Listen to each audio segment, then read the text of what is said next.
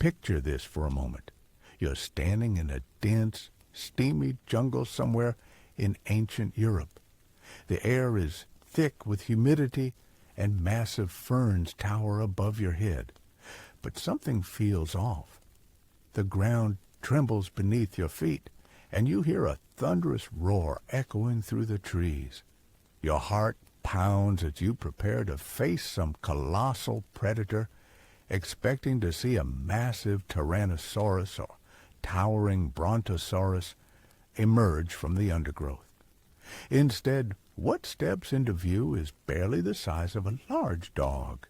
Welcome to one of the most bizarre chapters in Earth's history, where the rules of evolution seem to flip completely upside down. This isn't some fantasy world or science fiction story. This actually happened, and the evidence is buried in rocks across modern-day Romania.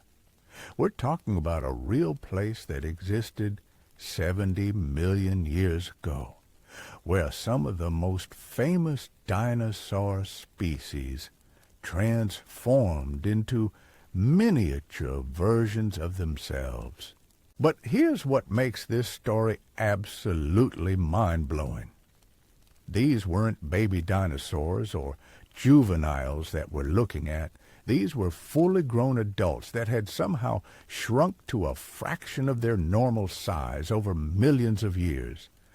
Imagine discovering a fully mature elephant that's only as big as a house cat, or finding an adult giraffe that barely reaches your waist.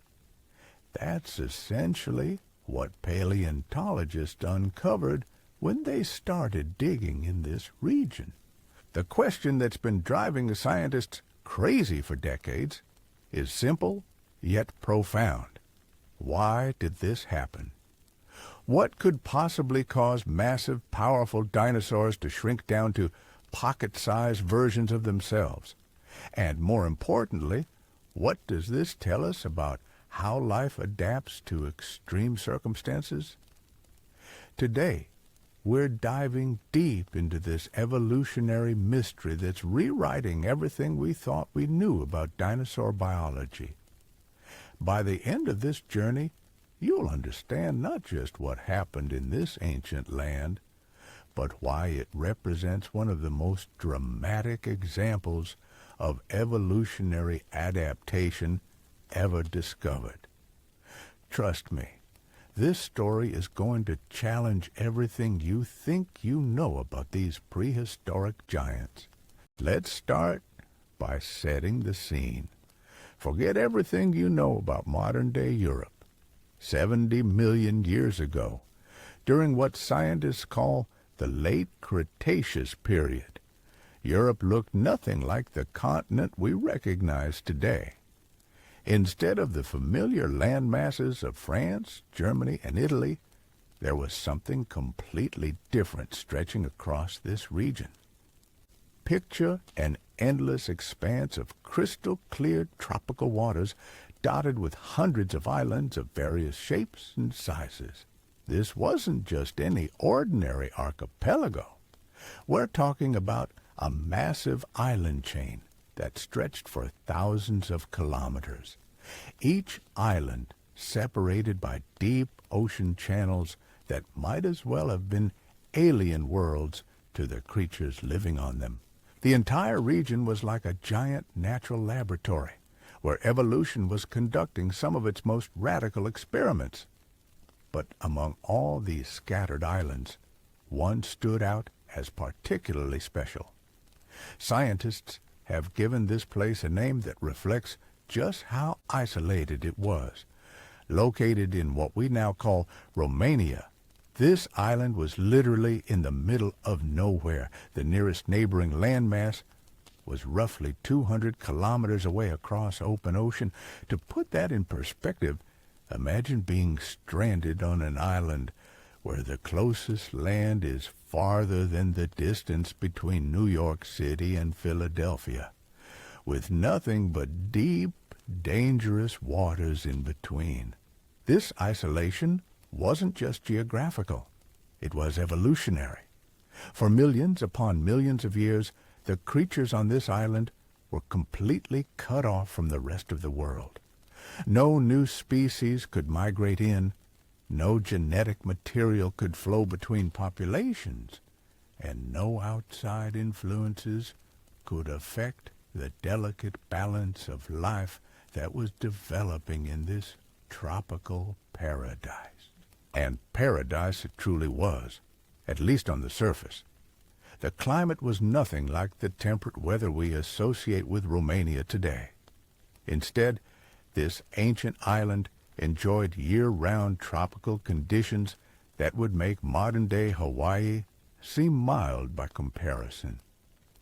Dense, lush forests covered every available inch of land, fed by an intricate network of rivers and lakes that crisscrossed the island like veins carrying lifeblood.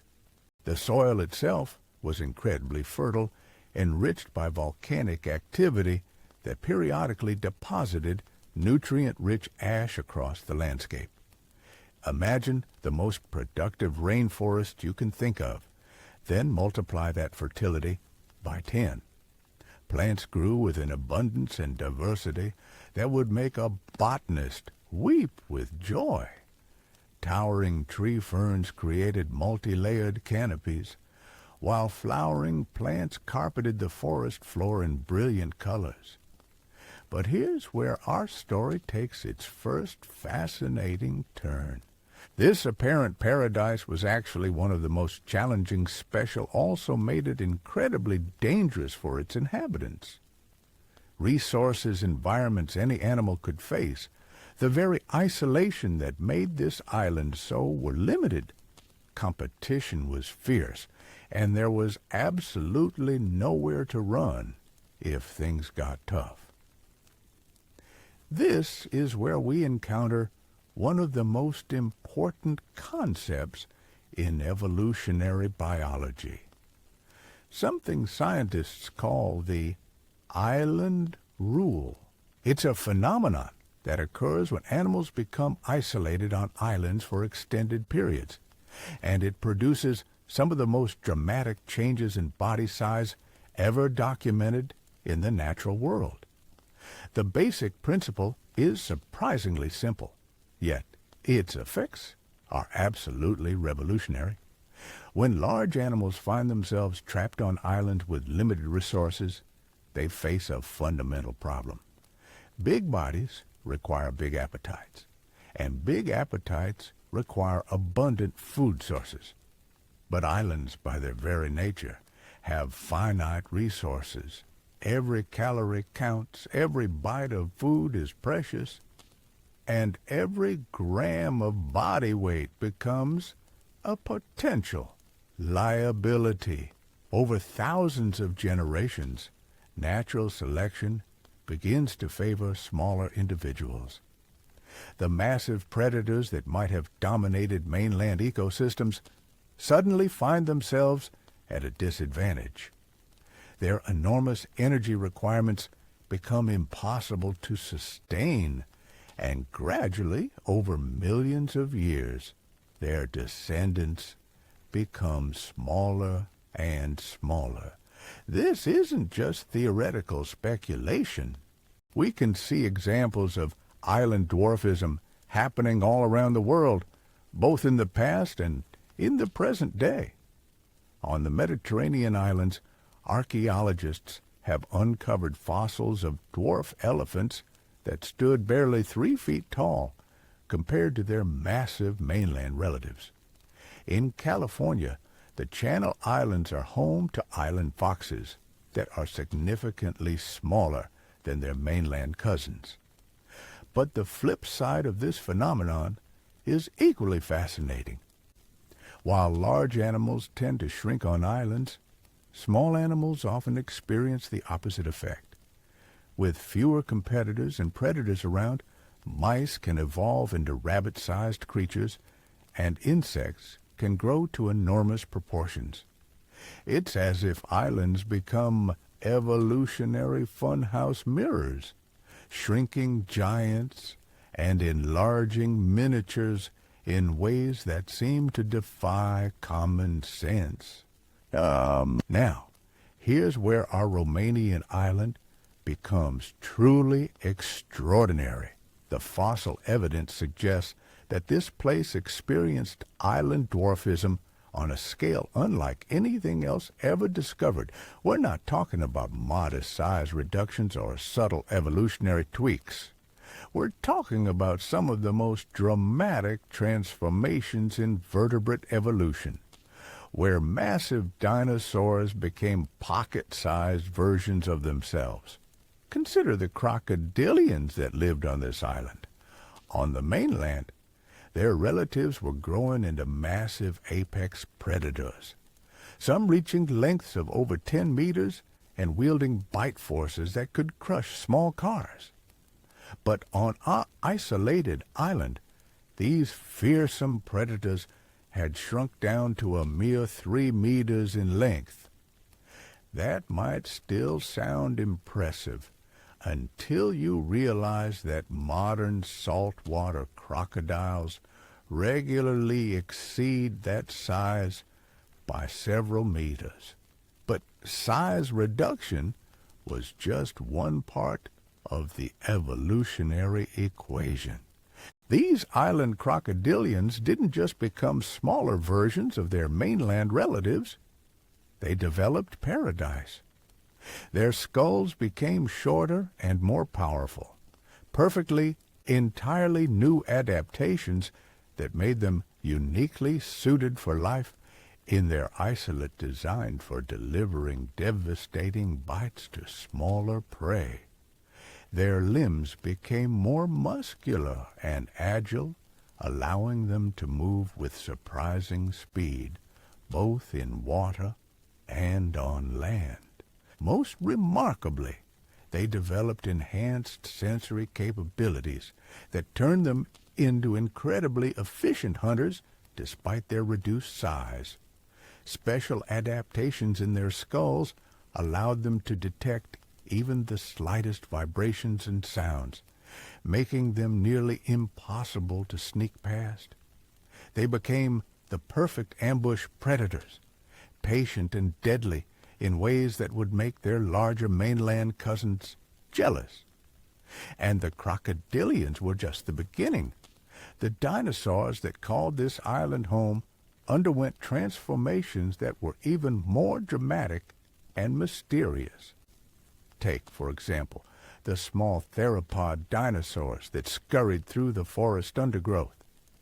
These were the descendants of mighty predators, yet they had evolved into creatures barely larger than modern-day chickens. But calling them simple miniature dinosaurs would be doing them a tremendous disservice. These creatures had developed into something entirely new, something that had never existed before in the history of life on Earth. They possessed a combination of features that seemed almost impossible, blending characteristics from various dinosaur groups in ways that continue to puzzle paleontologists today. Some of these miniature predators had developed powerful claws and muscular legs that suggested they were expert climbers, capable of pursuing prey high into the forest canopy, where larger predators couldn't follow. Others had evolved unusual foot structures that indicated they might have been among the first dinosaurs to develop truly arboreal lifestyles, spending most of their lives in the trees like modern primates.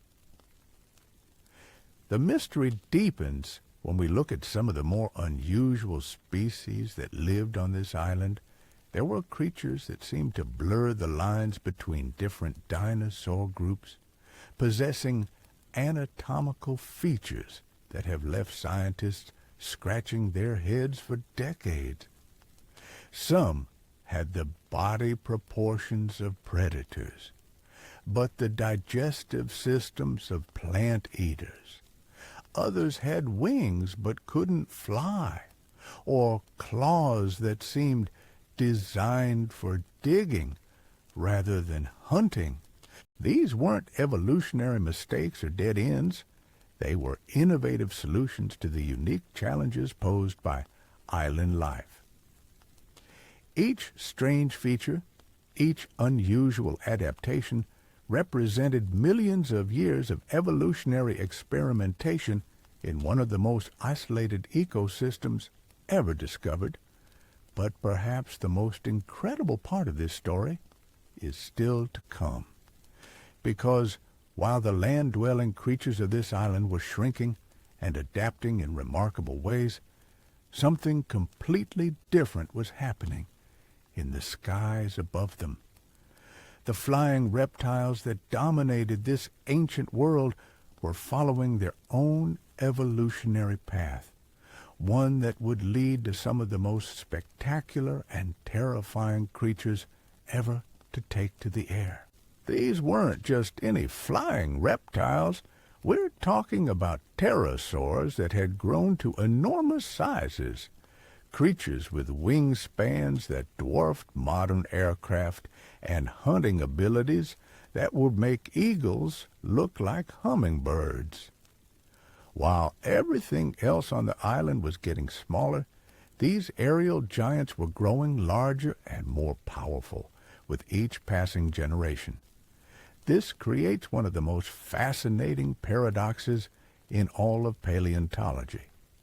How could the same isolated environment that was forcing land animals to shrink simultaneously produce flying giants of unprecedented size?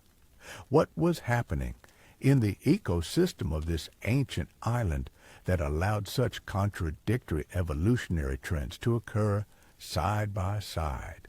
The answer to that question reveals something profound about how evolution works in isolated environments. It shows us that the island rule isn't just a simple matter of everything getting smaller due to limited resources. Instead, it's about ecological balance and the complex relationships between predators and prey, competition and cooperation, scarcity and abundance. The key to understanding this paradox lies in recognizing that evolution doesn't operate in a vacuum. Every change in one species creates ripple effects that influence every other organism in the ecosystem. When the land-dwelling predators began shrinking, they created an ecological opportunity that had never existed before. Suddenly, there was an entire realm of potential prey that was too small for traditional ground-based hunters to effectively pursue. Enter the pterosaurs, and this is where our story becomes absolutely extraordinary. These flying reptiles didn't just fill the gap left by shrinking land predators, they revolutionized it. They developed hunting strategies and physical adaptations that were so sophisticated, so perfectly tuned to their environment, that they essentially became the undisputed rulers of this ancient world. Picture the smallest of these aerial predators first, with wingspans stretching over 3 meters. They might seem modest compared to what's coming, but these creatures were marvels of evolutionary engineering. Their bodies were incredibly lightweight, yet surprisingly strong, with hollow bones that maximized flight efficiency while maintaining structural integrity. They possessed elongated necks that functioned like precision instruments, allowing them to strike at prey with surgical accuracy. But here's what made them truly special.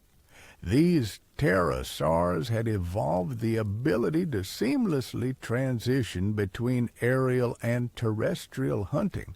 When soaring through the skies didn't yield results, they could fold their massive wings and stalk prey on foot with the patience and skill of a master hunter. Their beaks had become incredibly sensitive instruments, riddled with nerve endings that could detect the slightest movement in soil or shallow water. Think of them as biological metal detectors, capable of locating hidden prey that no other predator could find. They could spend hours methodically probing the ground, their specialized beaks picking up vibrations and chemical traces that revealed the presence of small animals hiding beneath the surface. This combination of aerial surveillance and ground-based precision hunting made them nearly impossible to escape from. Yet even these impressive predators were dwarfed by their larger relatives.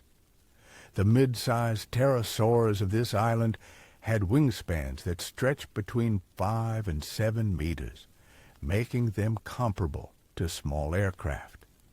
These creatures had taken the hunting strategies of their smaller cousins and scaled them up to an almost unimaginable degree. Their beaks were masterpieces of evolutionary design, perforated with hundreds of tiny holes that created an incredibly sensitive sensory network. Every vibration, every chemical trace, every subtle change in their environment was instantly detected and processed. They could locate prey from enormous distances, track movement patterns across vast areas, and coordinate their attacks with a precision that would make modern military strategists envious. But the crown jewel of this aerial empire was something so massive, so impossibly large, that it challenges our understanding of what flying animals can achieve. We're talking about pterosaurs with wingspans approaching 12 meters.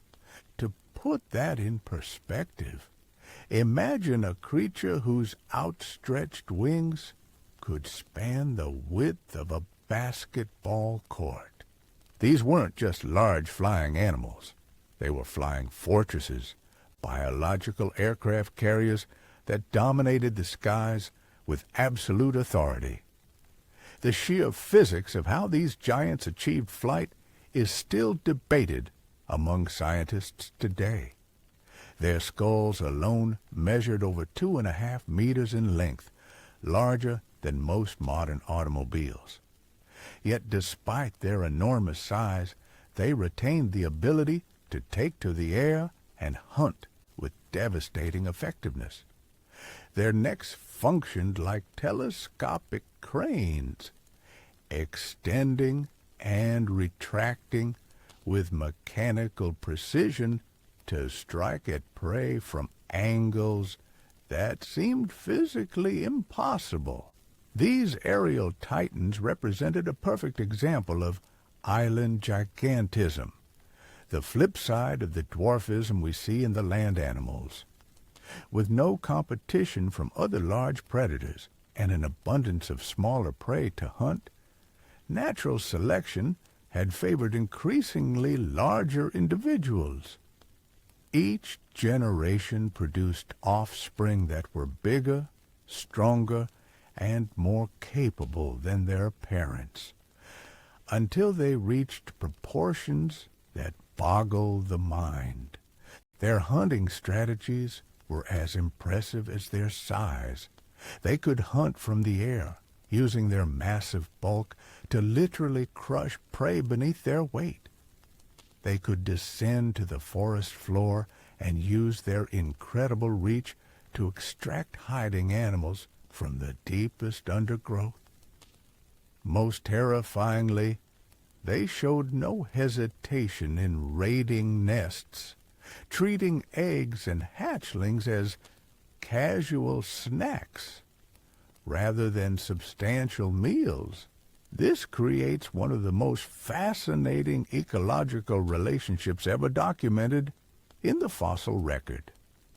The larger the flying predators became, the more pressure they placed on ground-dwelling species to find better hiding spots, develop faster escape strategies, or evolve more effective camouflage. This, in turn, drove the evolution of increasingly sophisticated hunting techniques among the pterosaurs, creating an evolutionary arms race that pushed both predators and prey to extremes never seen before or since.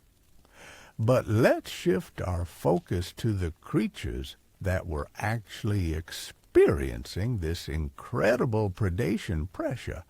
The herbivorous dinosaurs of this island had evolved some of the most remarkable survival strategies ever documented.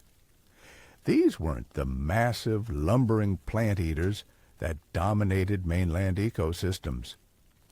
These were highly specialized, incredibly alert creatures that lived every moment of their lives under the constant threat of death from above. Consider the small ornithopods that grazed in the island's clearings, standing barely 2.5 meters long and weighing around 45 kilograms. They were roughly the size of large dogs, but calling them simple miniature dinosaurs would be a massive understatement. These creatures had evolved into survival machines with reflexes and awareness levels that bordered on the supernatural. Their powerful hind legs weren't just for locomotion. They were spring-loaded escape mechanisms that could launch these animals from a standing position to full sprint in fractions of a second. Their triangular heads were equipped with incredibly keen senses, constantly scanning their environment for the slightest hint of danger. Most importantly, they had developed complex social behaviors that dramatically increased their chances of survival. These herbivores lived in tight-knit groups where every individual served as both lookout and alarm system. The discovery of multiple skeletons in single locations tells us that they coordinated their activities with a level of sophistication that rivals modern herd animals. When one individual detected a threat, the entire group could respond instantaneously, scattering in predetermined patterns that maximized everyone's chances of reaching safety. But even their impressive group coordination couldn't guarantee safety.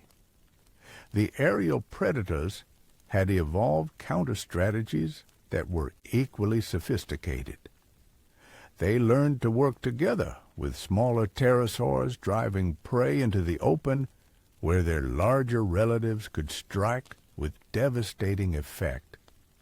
They developed the ability to predict escape routes and position themselves accordingly.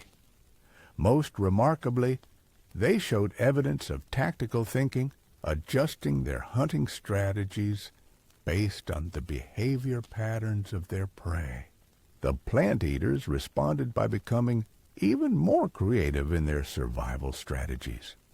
Some species developed the ability to remain completely motionless for extended periods, essentially playing dead until threats passed. Others evolved incredibly effective camouflage that allowed them to blend seamlessly with the forest undergrowth. The most successful species learned to time their feeding activities to coincide with weather patterns that grounded the flying predators. Among the most successful of these herbivorous survivors were the early hadrosaurs that inhabited the island's wetlands. These creatures represented a perfect balance between size and efficiency, measuring about 5 meters in length but weighing only around 600 kilograms. They had evolved the remarkable ability to switch between bipedal and quadrupedal locomotion, depending on the situation, allowing them to optimize their movement for either speed or stability. Their feeding strategies were particularly ingenious. They had developed specialized beaks that could process an incredible variety of plant materials, from soft aquatic vegetation to tough, fibrous shoots. This dietary flexibility meant they could exploit food sources that other herbivores couldn't access, reducing competition and allowing them to maintain larger population sizes despite constant predation pressure. But perhaps most importantly, these hadrosaurs had learned to take calculated risks that other species wouldn't dare attempt. Fossil evidence suggests that herds would occasionally venture to the island shorelines to feed on salt-rich marine plants. This was an incredibly dangerous undertaking that exposed them to attacks from both aerial and marine predators. But the nutritional benefits were apparently worth the risk. The shoreline expeditions reveal something crucial about life on this ancient island. Resources weren't just limited in quantity, they were distributed in ways that forced animals to make life or death decisions on a daily basis. The most nutritious foods were often located in the most dangerous areas, creating a constant tension between survival and nutrition that drove evolutionary innovation to incredible extremes. This resource distribution also explains why some of the island's inhabitants evolved such unusual dietary strategies. There were species that appeared to be predators based on their physical features, but may have actually been omnivores or even specialized plant eaters. The traditional categories of carnivore and herbivore became blurred as animals adapted to exploit every possible food source in their limited environment. The most enigmatic of these dietary specialists were the so-called stockeyed dragons, creatures that possessed fearsome-looking claws and powerful legs, but whose internal anatomy suggested a completely different lifestyle than their appearance implied. Their wide pelvises and robust digestive systems indicated they were processing large quantities of plant material, yet their claws and muscular build suggested they were capable of taking down substantial prey. These anatomical contradictions have led scientists to propose that these creatures might have been among the first dinosaurs to develop truly flexible feeding strategies.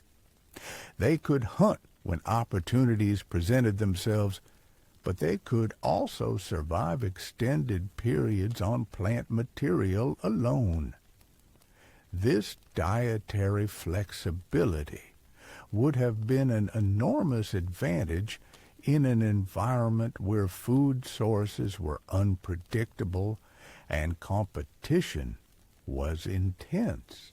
The mystery deepens when we consider that some of these creatures may have been flightless descendants of flying ancestors. The isolation of island life sometimes produces evolutionary reversals, where species lose abilities that are no longer necessary or beneficial. In an environment where flight was dominated by massive pterosaurs, it might have been more advantageous to give up aerial capabilities in favor of ground-based specializations. This potential evolutionary reversal highlights one of the most important lessons of our island story. Evolution isn't a linear progression toward greater complexity or larger size. It's a constant process of adaptation to environmental pressures, ampler, smaller, or more specialized, rather than bigger and more complex. They evidenced sometimes the most successful strategy is to become sim, for this flexibility comes not just from the herbivores and omnivores, but from some of the island's most successful predators as well. The small theropod dinosaurs that hunted in the forest canopy had evolved into creatures that were almost these miniature predators had developed incredibly sophisticated hunting strategies that took unrecognizable as relatives of the mighty tier advantage of every aspect of their three-dimensional forest environment. Their powerful claws weren't just weapons. They were climbing tools that allowed them to pursue prey through anasaurs and allosaurs that dominated mainland ecosystems, that were completely unavailable to larger predators, but easy prey for the giant pterosaurs, yet they ruled the skies above them. Logic with bodies and exceptional balance enabled them to access hunting grounds and suggest that such small, vulnerable creatures would be the complex maze of branches and vines that made up the forest canopy. Their lightweight fossil evidence indicates that these miniature theropods were incredibly exist, with the massive flying predators that what makes these creatures truly remarkable is how they managed to co-successful, maintaining stable populations throughout millions of years of co-branch, vine, and leaf as cover from the eyes of their heirs to become masters of this cluttered environment, using every existence with their aerial nemesis. The secret incredibly effective at hunting in open areas and shallow waters, but they struggled to their success lay in their ability to exploit the gaps in their prover through dense forest vegetation. The small theropods had evolved Data's hunting strategies. The massive pterosaurs were born hunters. The small theropods had evolved into something that was almost like biological ninjas, moving through their environment with a stealth and precision that would make modern special forces jealous. They had learned to time their movements with the wind patterns that rustled leaves and branches, masking any sounds they might make while pursuing prey. Their hunting grounds were the twisted maze of branches 20 meters above the forest floor, a realm that the massive pterosaurs simply couldn't access effectively. But here's where things get really interesting. These miniature predators didn't just avoid their larger competitors. They actively exploited the chaos that the giant pterosaurs created during their hunting runs. When one of those 12-meter wingspan monsters came crashing through the canopy in pursuit of larger prey, it would inevitably disturb countless smaller animals that were hiding in the undergrowth. The tiny theropods had learned to position themselves strategically during these aerial attacks, ready to snatch up the small lizards, insects, and other creatures that scattered in panic. This represents one of the most sophisticated examples of commensal hunting ever documented in the fossil record. These small predators had essentially turned their most dangerous enemies into unwitting hunting partners. They were living proof that in the evolutionary game, sometimes the key to success isn't being the biggest or strongest. Sometimes it's about being the smartest and most adaptable. Yet even these remarkable creatures pale in comparison to some of the island's most mysterious inhabitants. There were dinosaurs living on this ancient land that challenge our understanding of what these animals could become when isolated for millions of years. We're talking about species that seem to blend characteristics from completely different dinosaur families, creating combinations that shouldn't exist according to traditional paleontological thinking. Picture creatures that had the basic body plan of predatory dinosaurs, but had evolved beaks instead of traditional teeth. Their skulls were designed for processing tough plant material, yet their limbs and claws suggested they were perfectly capable of hunting and killing other animals. These weren't evolutionary mistakes or transitional forms. They were successful species that had found ways to exploit ecological niches that didn't exist anywhere else in the prehistoric world. The more scientists study these enigmatic creatures, the more they realize that isolation doesn't just change animals physically, it fundamentally alters how they interact with their environment and with each other. The normal rules of predator-prey relationships, territorial behavior, and resource competition become completely rewritten when species are trapped together on a small land mass for millions of years. Consider the evidence for cooperative behavior among species that would normally be bitter enemies.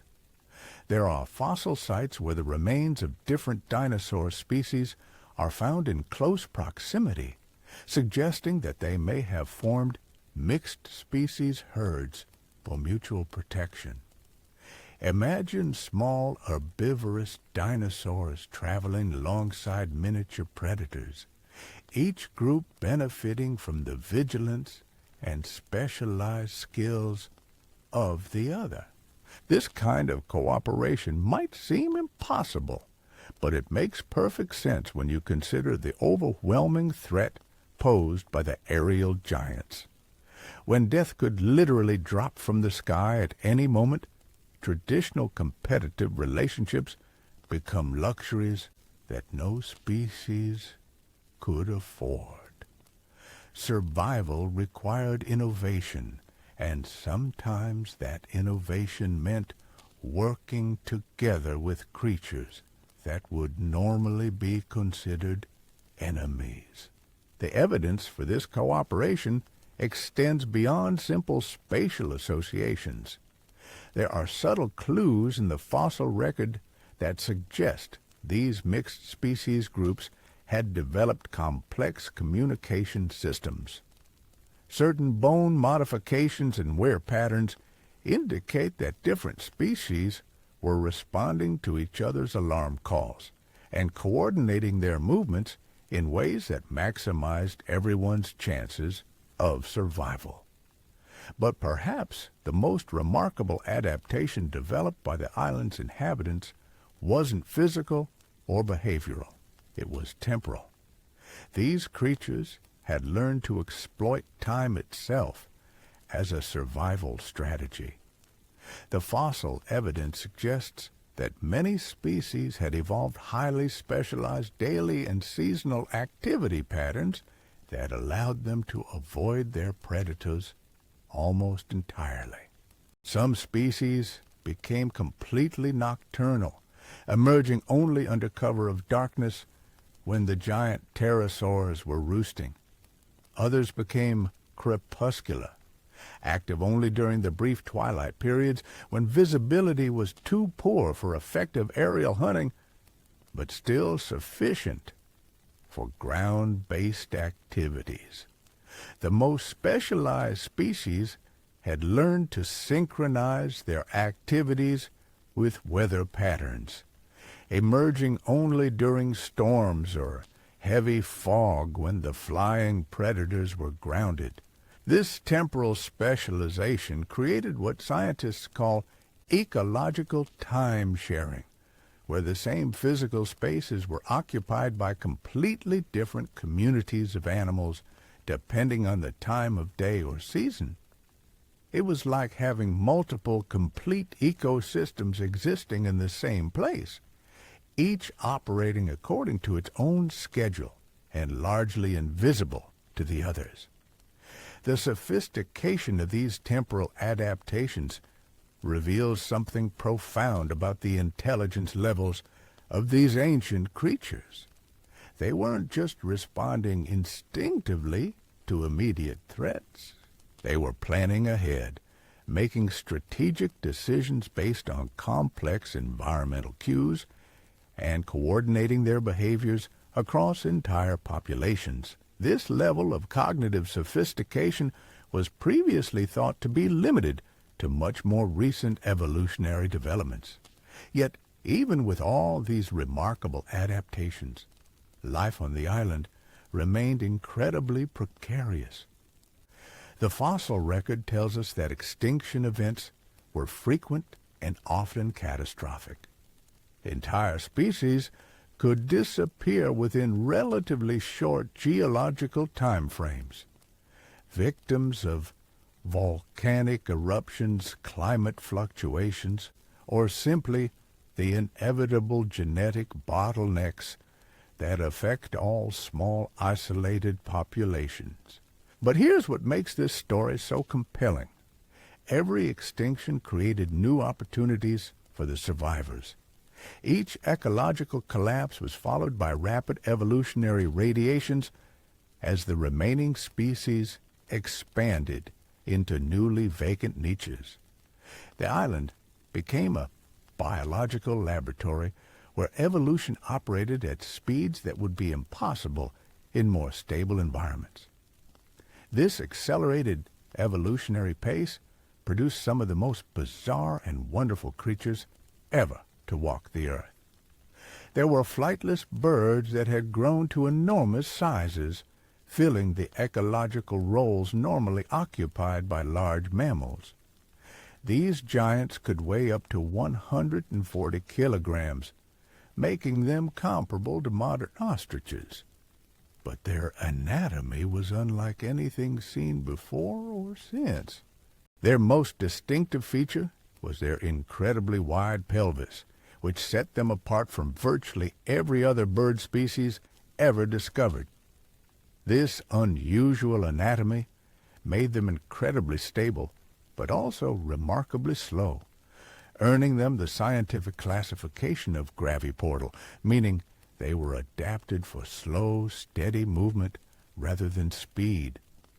In an environment where quickness often meant survival, these giants had chosen a completely different evolutionary strategy. Instead of trying to outrun their predators, they had evolved to outlast them. Their massive digestive systems could process enormous quantities of fibrous vegetation, allowing them to survive on food sources that other animals couldn't utilize. Their size and strength made them difficult targets for all but the largest pterosaurs, and their social behavior provided additional protection through group vigilance and cooperative defense. Yet even these impressive giants lived in constant fear of the shadows that passed overhead. The fossil evidence suggests that they spent most of their time hidden in the densest vegetation, emerging only when absolutely necessary to feed or find mates. Their entire lifestyle was shaped by the need to remain invisible to the aerial predators that ruled their world. This brings us to one of the most important questions in the entire story. How did these remarkable ecosystems actually function on a day-to-day basis? How did dozens of species manage to coexist in such a small space while under constant threat from aerial predators? The answer reveals some of the most sophisticated ecological relationships ever documented in the fossil record. The key was specialization taken to an almost unimaginable extreme. Every species had evolved to exploit a slightly different combination of food sources, habitat preferences, and activity patterns. No two species competed directly for exactly the same resources, creating a biological jigsaw puzzle where every piece fit perfectly with all the others. The small herbivorous dinosaurs had divided up the available plant resources with surgical precision. Some species specialized in soft aquatic vegetation, others focused on tough terrestrial shoots, and still others had evolved to process specific types of seeds and fruits. Their feeding strategies were timed to coincide with peak nutrient availability in their chosen food sources, maximizing efficiency while minimizing exposure to predators. The predatory species had developed an equally sophisticated division of labor. The smallest hunters focused on insects and other invertebrates. The medium-sized species targeted small vertebrates, and the largest terrestrial predators specialized in taking down the juvenile stages of the herbivorous species. Each predator had evolved hunting techniques that were perfectly suited to their specific prey, creating a web of interactions that was both incredibly complex and remarkably stable. But this stability came at a price. The extreme specialization that allowed so many species to coexist also made them incredibly vulnerable to environmental changes. When conditions shifted, even slightly, the carefully balanced ecosystem could collapse with devastating speed. Species that had evolved to exploit very specific niches had no flexibility when those niches disappeared or changed. This vulnerability becomes tragically apparent when we look at what happened to these remarkable creatures. The island that had been their home for millions of years eventually became their tomb. The same isolation that had driven their incredible evolutionary innovations also made it impossible for them to escape when disaster finally struck. The end came not from a single catastrophic event, but from a combination of factors that made survival impossible. Climate change altered the island's weather patterns, disrupting the carefully timed life cycles that so many species depended on. Volcanic activity changed the landscape, destroying habitats that had existed unchanged for millions of years. Most importantly, the gradual movement of tectonic plates began to alter the island's position and elevation, setting in motion changes that would eventually lead to its complete submersion beneath the waves. Yet, even as their world was literally sinking around them, these remarkable creatures continued to evolve and adapt. The latest fossils from the island show evidence of rapid evolutionary changes as species tried desperately to cope with their changing environment. Some developed new feeding strategies, others altered their reproductive patterns, and a few even showed signs of developing migratory behaviors that might have allowed them to escape to other land masses. But it was too late. The combination of environmental pressures proved too much for ecosystems that had been optimized for a very specific set of conditions. One by one, the species that had thrived for millions of years began to disappear. The complex web of interactions that had supported such incredible diversity began to unravel, and eventually the entire biological community collapsed. The final chapter of this story is both tragic and profound.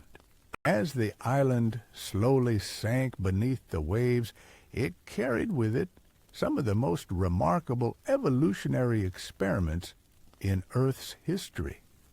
creatures that had solved problems no other organisms had ever faced, adaptations that represented millions of years of natural selection and ecological relationships of unprecedented complexity, all vanished forever. Yet their legacy lives on in the fossil record, preserved in the rocks that once formed the seafloor around their island home. Every bone, every tooth, every fragment tells us something about what life can achieve when pushed to its absolute limits. These creatures face challenges that would have destroyed most ecosystems, yet they not only survived but thrived, creating biological communities of stunning beauty and sophistication. Their story teaches us that evolution is not just about the survival of the fittest in some crude, competitive sense. It's about adaptation, cooperation, and the incredible creativity of life itself. When faced with seemingly impossible challenges, these ancient creatures found ways to not just survive, but to flourish in ways that still amaze scientists today. The miniature dinosaurs, giant pterosaurs, and specialized birds of this lost island represent one of evolution's greatest triumphs.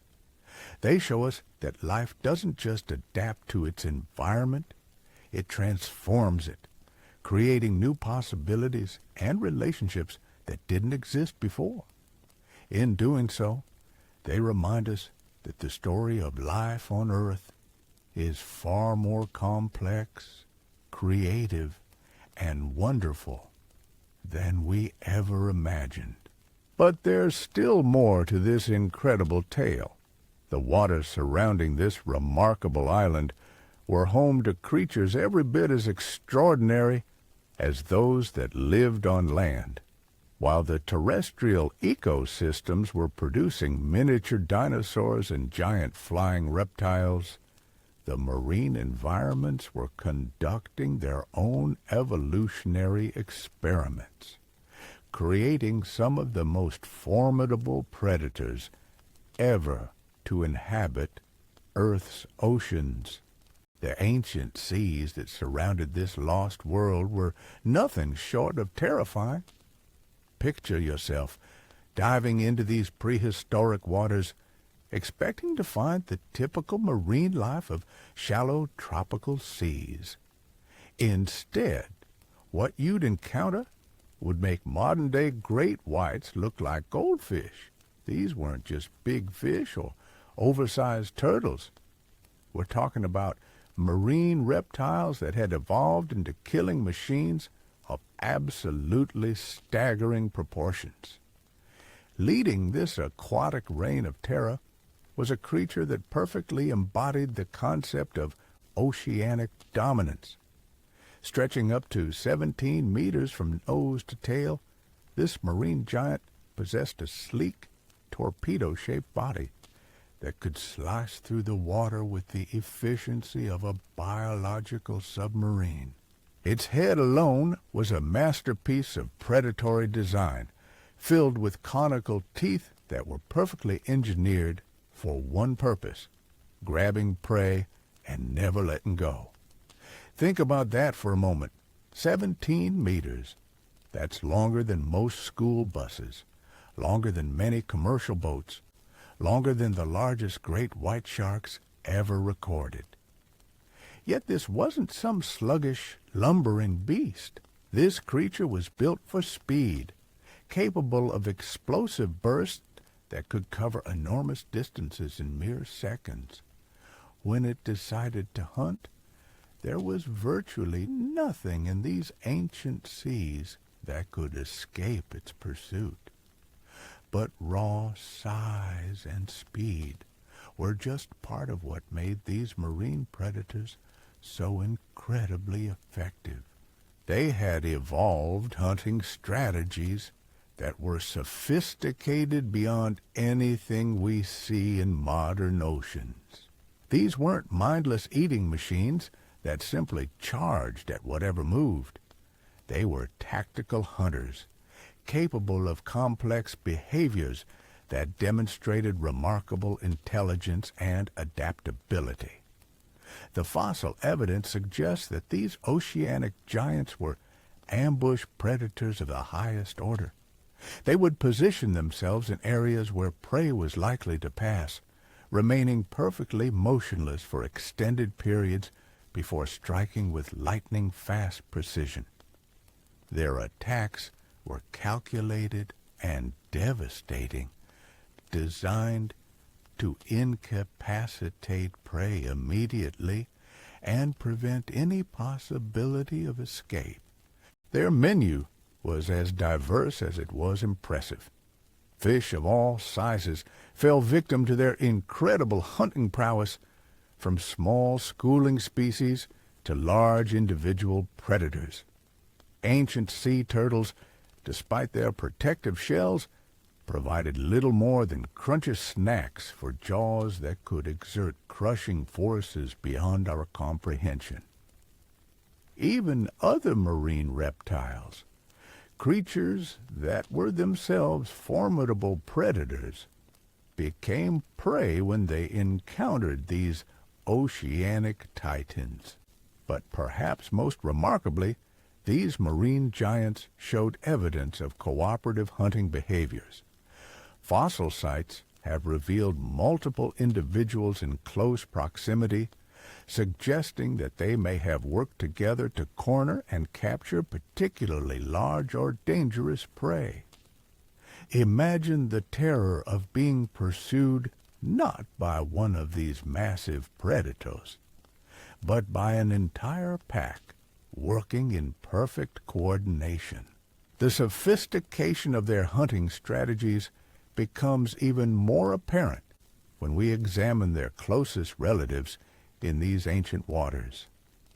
There were other marine reptiles that had chosen completely different evolutionary paths, each one representing a unique solution to the challenges of oceanic predation. Some had evolved into patient stalkers, creatures that would remain motionless for hours or even days before striking with surgical precision.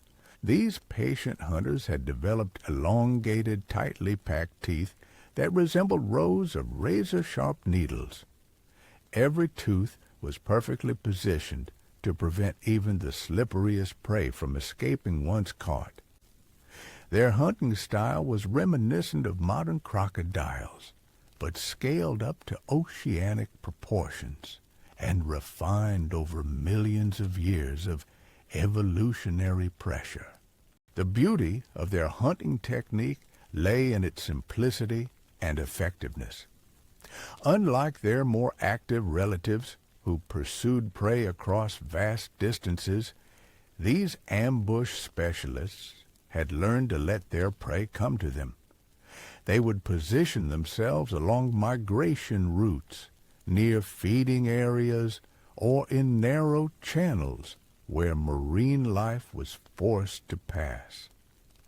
Then, with patience that bordered on the supernatural, they would wait for the perfect moment to strike.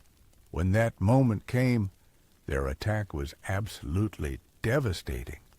A single lightning-fast lunge would bring their needle-like teeth into contact with their victim, and from that point, escape was virtually impossible. The more the prey struggled, the deeper those teeth would penetrate, creating a death grip that could be maintained for as long as necessary. But the diversity of hunting strategies in these ancient seas was truly remarkable. There were marine reptiles that had evolved into specialized shell crushers, creatures whose massive jaws and robust teeth were specifically designed to handle the hardest prey items in their environment. These weren't generalist predators that could hunt anything that moved. They were highly specialized experts, perfectly adapted for tackling prey that other predators couldn't even attempt to handle. Their thick, powerful teeth were engineering marvels, capable of generating crushing forces that could shatter the shells of the largest ammonites and crack the protective armor of heavily defended marine creatures. They filled a unique ecological niche, exploiting food sources that were completely unavailable to other predators, and thereby reducing competition while ensuring a steady food supply. Think of them as the oceanic equivalent of modern horned sharks, but scaled up to absolutely massive proportions. Just as horned sharks today can consume sea urchins and heavily shelled mollusks that other predators can't handle, these ancient giants specialized in the toughest prey items available in their prehistoric seas. The ecosystem that supported these diverse marine predators was incredibly rich and complex. The warm tropical waters surrounding the island provided ideal conditions for an explosion of marine life. Coral reefs created complex three-dimensional habitats that supported countless species of fish, invertebrates, and other marine organisms. Open waters teemed with schools of fish, squid, and other free-swimming creatures that formed the base of the marine food web. But this abundance came with a price. Competition among the marine predators was intense, driving each species to develop increasingly specialized hunting techniques and anatomical adaptations. The result was an oceanic ecosystem of unprecedented diversity, where dozens of different predatory strategies coexisted in a delicate but stable balance.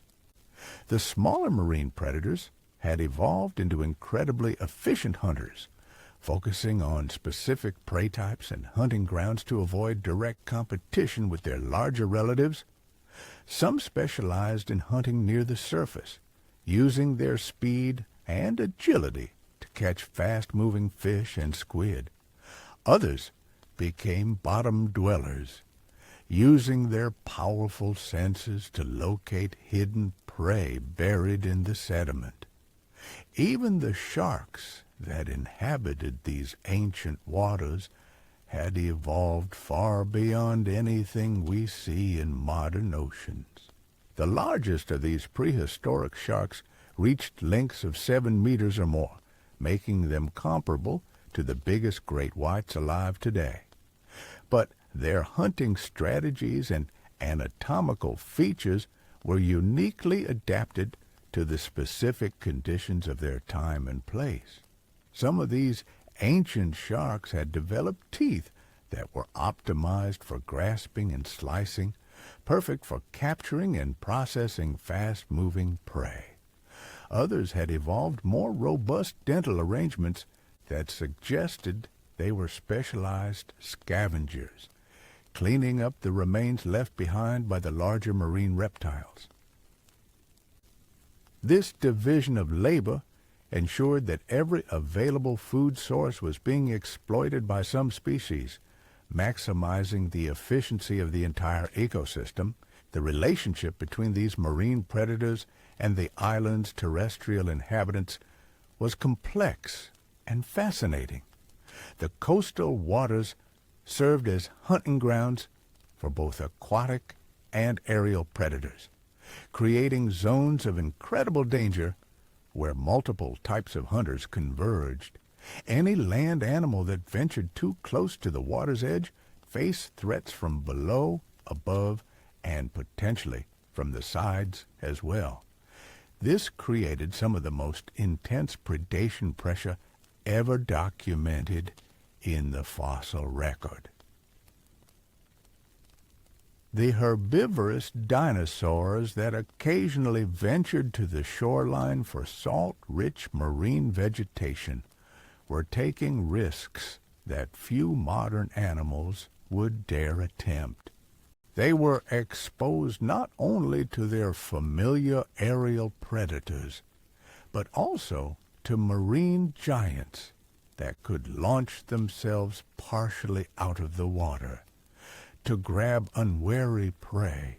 The evidence suggests that these coastal hunting grounds witnessed some of the most dramatic predator-prey interactions in Earth's history. Imagine a scene where giant pterosaurs circled overhead while massive marine reptiles patrolled the shallows, all waiting for the moment when some desperate herbivore would risk everything for access to crucial nutrients. The tension in such environments must have been almost unbearable. Yet despite these incredible dangers, life found ways to persist and even flourish in these coastal zones. Some species evolved specialized behaviors that allowed them to exploit marine resources while minimizing their exposure to predators. Others developed physical adaptations that gave them better chances of survival in these high-risk environments. The most successful coastal species had learned to coordinate their activities with tidal cycles, weather patterns, and even the behavioral patterns of their predators. They had essentially become masters of timing, knowing exactly when and where they could safely access the resources they needed to survive. But perhaps the most remarkable aspect of these marine ecosystems was their sheer productivity. The combination of warm temperatures, abundant nutrients, and complex habitats created conditions that could support an incredible biomass of marine life. This abundance was what allowed such large and diverse communities of marine predators to coexist in the same waters. The fossil record tells us that these marine ecosystems were among the most productive ever documented in Earth's history. The sheer number of predators that could be supported in these waters indicates that the base of the food web must have been incredibly robust, with vast schools of fish, enormous populations of invertebrates, and thriving communities of primary producers. This productivity created a feedback loop that drove evolutionary innovation to incredible heights. The abundance of prey allowed predators to become increasingly specialized, which in turn created new ecological opportunities that were filled by even more specialized species. The result was an escalating arms race between predators and prey that pushed both groups to evolutionary extremes. The marine reptiles developed increasingly sophisticated hunting techniques, more efficient body designs, and more powerful sensory systems. Their prey responded by evolving better defensive mechanisms, faster escape responses, and more effective camouflage strategies. This constant evolutionary pressure produced innovations that wouldn't be seen again until much later in Earth's history, if at all. The legacy of these marine ecosystems extends far beyond the boundaries of our lost island.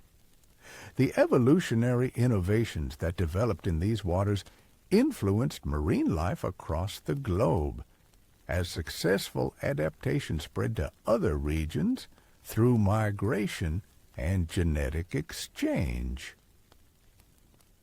Some of the hunting strategies first perfected in these tropical waters became standard features of marine predators worldwide. But like their terrestrial counterparts, these marine giants were ultimately doomed by the same geological forces that would eventually claim their island home. As sea levels changed and ocean currents shifted, the delicate balance that had supported such incredible diversity began to collapse. The specialized ecosystem that had taken millions of years to develop proved unable to adapt quickly enough to the changing conditions. The extinction of these marine communities represents one of the greatest losses in the history of life on Earth. These weren't just large predators that happened to live in ancient seas. They were the products of evolutionary experiments that had been running for tens of millions of years, creating biological solutions to ecological challenges that had never been faced before or since. Their disappearance marked the end of an era when the oceans were dominated by reptiles rather than fish, when marine ecosystems operated according to principles that are completely alien to modern observers. The complex web of interactions that had supported such incredible diversity vanished forever, leaving only scattered fossils as evidence of what had once been one of the most spectacular biological communities ever assembled.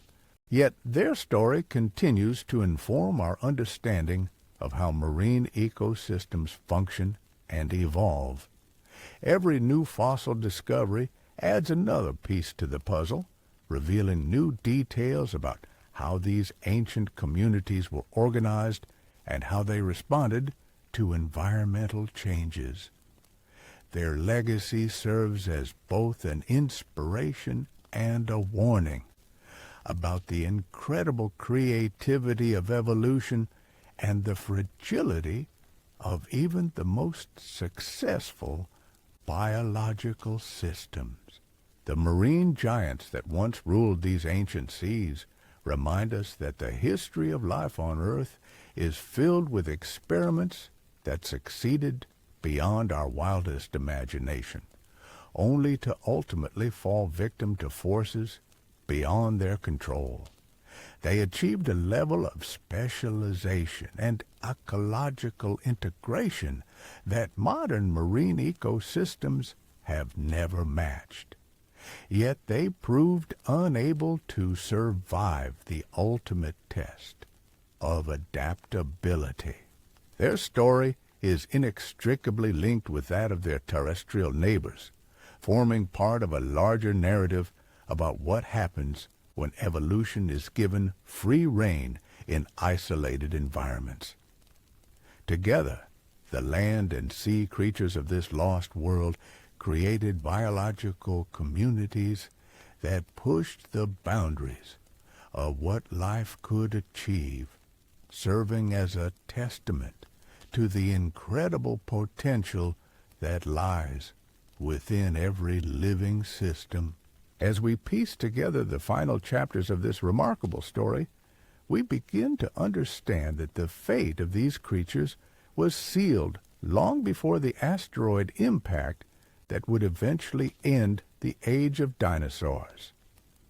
The very forces that had created their island paradise were slowly but inexorably working to destroy it, setting the stage for one of the most complete ecosystem collapses in Earth's history. The geological evidence tells us that the island's position was gradually shifting as tectonic plates continued their relentless movement. What had once been a stable tropical paradise was slowly being transformed into something far less hospitable.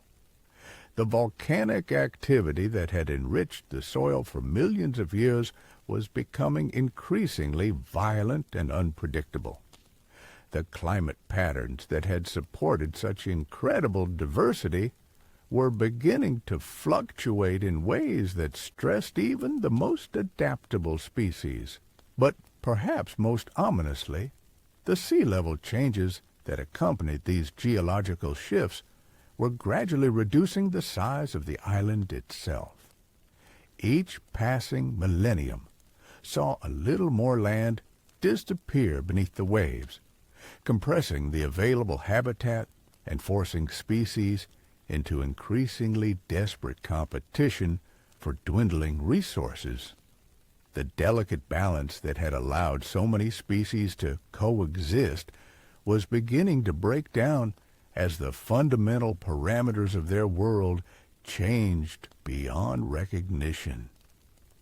The response of the island's inhabitants to these mounting pressures reveals both the incredible resilience of life and its ultimate limitations. Some species showed remarkable flexibility, rapidly evolving new adaptations that allowed them to cope with changing conditions. Others demonstrated the tragic consequences of overspecialization, proving unable to adjust when their carefully crafted ecological niches began to disappear. The most successful species during this period of crisis were those that had maintained some degree of ecological flexibility. The creatures that had evolved to exploit multiple food sources, occupy various habitats, or adjust their behavior patterns proved most capable of surviving in an increasingly unstable world. Their success provides valuable insights into the factors that determine which species survive major environmental disruptions and which ones become casualties of change. Conversely, the species that had become most perfectly adapted to the island's original conditions often proved least capable of surviving its transformation. Their incredible specializations, which had been their greatest assets during millions of years of stable conditions, became fatal liabilities when those conditions began to change.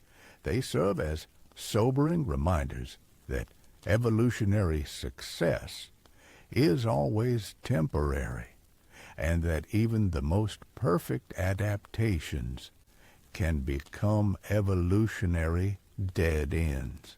The final extinction of this remarkable biological community wasn't a single dramatic event, but rather a gradual decline that played out over thousands of years as habitat loss accelerated and environmental conditions became increasingly unstable. Species after species disappeared from the fossil record.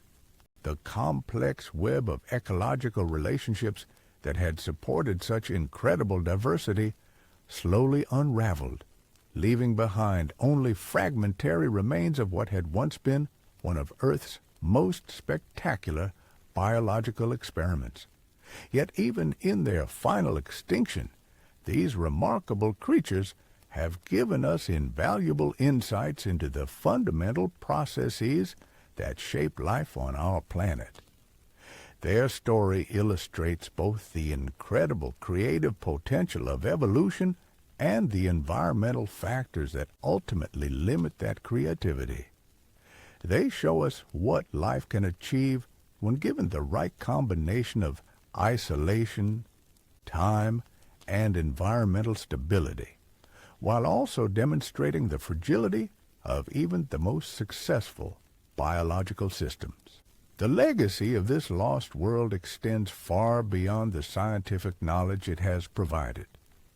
These creatures represent a chapter in Earth's history that can never be repeated, a unique combination of circumstances that produced biological innovations unlike anything seen before or since. Their story enriches our understanding of our planet's deep past, while also providing crucial insights into the challenges facing modern ecosystems in an era of rapid environmental change. As we reflect on the rise and fall of this ancient island paradise, we're reminded that the story of life on Earth is one of constant experimentation, adaptation, and renewal. The miniature dinosaurs, giant pterosaurs, and marine giants that once called this place home may be gone forever, but their evolutionary innovations continue to inform our understanding of how life responds to isolation, environmental pressure, and ecological opportunity. Their story serves as both a celebration of life's incredible diversity and a sobering reminder of its ultimate fragility. In their remarkable adaptations, we see the boundless creativity of evolutionary processes. In their eventual extinction, we're reminded that no species, no matter how perfectly adapted or successful, is guaranteed permanent survival in our ever-changing world. This ancient island and its extraordinary inhabitants have given us one of paleontology's most compelling stories, a tale that continues to reveal new secrets with each fossil discovery.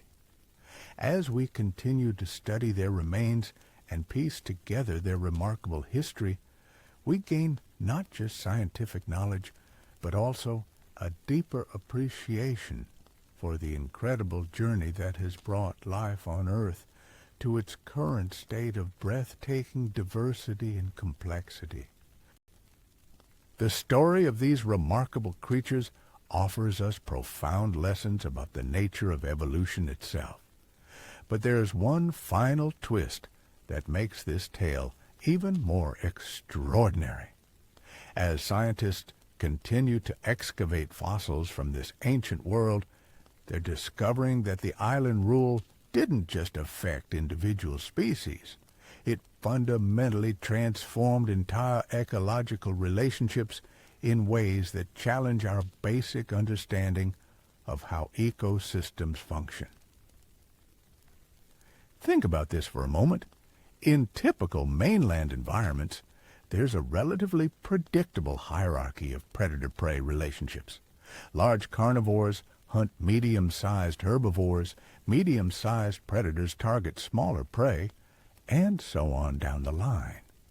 It's a system that makes intuitive sense and follows patterns we can observe in nature today. But on our isolated island, this entire system was turned completely upside down. The normal rules of who eats whom became meaningless. When a 3-meter crocodilian could be outcompeted by a bird the size of a large dog, or when creatures that looked like fearsome predators were actually grinding up plant material with their massive jaws. This ecological chaos created opportunities for evolutionary innovations that simply couldn't exist anywhere else. Species didn't just adapt to fill existing niches, they created entirely new categories of ecological relationships that had never existed before in the history of life on Earth. We're talking about predator-prey dynamics that were so unusual, so completely divorced from normal patterns, that they seem almost fictional. Consider the implications of having aerial giants with 12-meter wingspans sharing the same environment with ground-dwelling predators barely larger than house cats. In any normal ecosystem, this would be a recipe for disaster. The small predators would be eliminated almost immediately, unable to compete with creatures possessing such overwhelming advantages in size and mobility. Yet somehow, these miniature hunters not only survived, but thrived alongside their gigantic competitors. They developed strategies so sophisticated and specialized that they essentially became invisible to the larger predators, exploiting resources and habitats that the giants couldn't even detect, let alone access effectively. This phenomenon reveals something crucial about the creative potential of evolution when it's freed from the constraints of normal competitive pressures.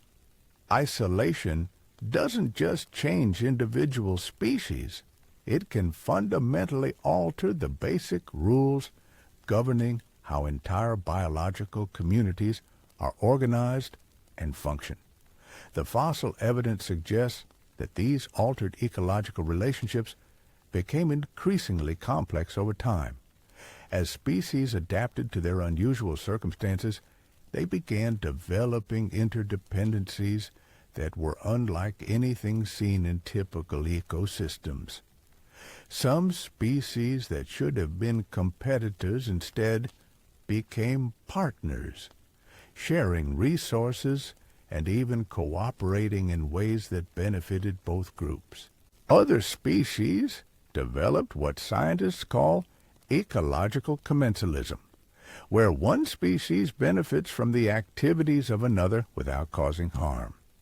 But on this island, these relationships evolved to levels of sophistication that border on the incredible. Small predators learned to exploit the hunting activities of larger ones. Herbivores developed feeding strategies that actually benefited their predators, and even competing species found ways to coexist that enhanced the survival chances of everyone involved. The most remarkable examples of these unusual relationships involved temporal coordination between species that had no obvious reason to interact. Different species began synchronizing their activities in ways that created cascading benefits throughout the entire ecosystem. When one species engaged in a particular behavior, it would trigger responses from multiple other species, creating chain reactions that could affect the entire biological community. This level of ecological integration is almost unprecedented in the fossil record. Most ancient ecosystems show evidence of the same basic competitive relationships we see today, with some variation based on the specific species involved. But this island had evolved something entirely different, a biological community where cooperation and specialization had replaced competition as the primary organizing principles. The implications of this discovery extend far beyond paleontology. These ancient ecosystems provide us with a glimpse of alternative ways that biological communities can be organized, showing us possibilities that don't exist in our modern world, but might have applications for understanding how ecosystems respond to environmental pressures. Modern conservation biologists are particularly interested in these findings because they suggest that isolated environments might be capable of supporting much higher levels of biodiversity than previously thought possible. If species can evolve such sophisticated cooperative relationships, it might be possible to maintain viable populations in much smaller protected areas than current models suggest. But there's also a darker side to these discoveries. The extreme specialization and interdependence that allowed so many species to coexist on the island also made the entire system incredibly fragile. When environmental conditions began to change, the collapse wasn't gradual or partial. It was complete and catastrophic. The fossil record shows us that these highly integrated ecosystems were like biological houses of cards. Remove one key species, disrupt one crucial relationship, or alter one fundamental environmental parameter, and the entire system could collapse with terrifying speed. The very adaptations that had made these communities so successful under stable conditions became fatal vulnerabilities when those conditions began to change. This pattern of extreme success followed by complete collapse appears to be a recurring theme in isolated ecosystems throughout Earth's history. Islands seem to promote evolutionary innovations that push biological communities to incredible heights of diversity and specialization. But they also create systems that are inherently unstable and vulnerable to disruption. The story becomes even more poignant when we realize that many of the evolutionary innovations developed on this ancient island were genuinely superior solutions to ecological challenges. These weren't inferior adaptations that deserved to become extinct. In many cases, they represented more efficient, more sustainable ways of organizing biological communities than anything we see in modern ecosystems. For example, the cooperative hunting relationships that developed between different predator species were incredibly efficient at exploiting available prey resources while minimizing waste and competition. The temporal specialization that allowed multiple species to use the same habitats at different times was a brilliant solution to the problem of limited space. The dietary flexibility that allowed predators to switch between animal and plant foods provided remarkable resilience against fluctuations in specific food sources. Yet, all of these innovations vanished when the island's environment began to change. The knowledge encoded in millions of years of evolution was lost forever, leaving us to wonder what modern ecosystems might look like if they had been able to incorporate some of these ancient solutions to ecological challenges. The tragedy is compounded by the realization that some of these lost innovations might have been exactly what modern ecosystems need to cope with current environmental changes. The flexibility, cooperation, and resource-sharing strategies that evolved on the ancient island could potentially help modern species adapt to habitat fragmentation, climate change, and other contemporary threats. But perhaps the most important lesson from this ancient world isn't about the specific adaptations that evolved there. It's about the fundamental creativity of life itself, when given the right conditions and sufficient time to experiment. The island served as a biological laboratory where evolution could try approaches that would be impossible in more conventional environments. This experimental aspect of evolution is often overlooked in discussions of natural selection and adaptation. We tend to think of evolution as a conservative process that gradually refines existing solutions to ecological challenges. But the story of our lost island shows us that evolution can also be revolutionary, creating entirely new approaches to fundamental problems of survival and reproduction. The creatures that lived on this ancient land weren't just smaller or larger versions of their mainland relatives. They were genuine innovations, biological solutions to ecological puzzles that had never been solved before. Their existence proves that life is capable of far more creativity and flexibility than we typically recognize. This creativity becomes even more apparent when we examine the sensory adaptations that evolved on the island. The environmental pressures created by constant aerial predation led to the development of some of the most sophisticated early warning systems ever documented in the fossil record. These weren't just improvements to existing senses. They were entirely new ways of perceiving and responding to environmental threats. Some species developed the ability to detect infrasound vibrations traveling through the ground, allowing them to sense the approach of large predators from enormous distances. Others evolved specialized organs that could detect minute changes in air pressure, giving them advance warning of approaching aerial threats.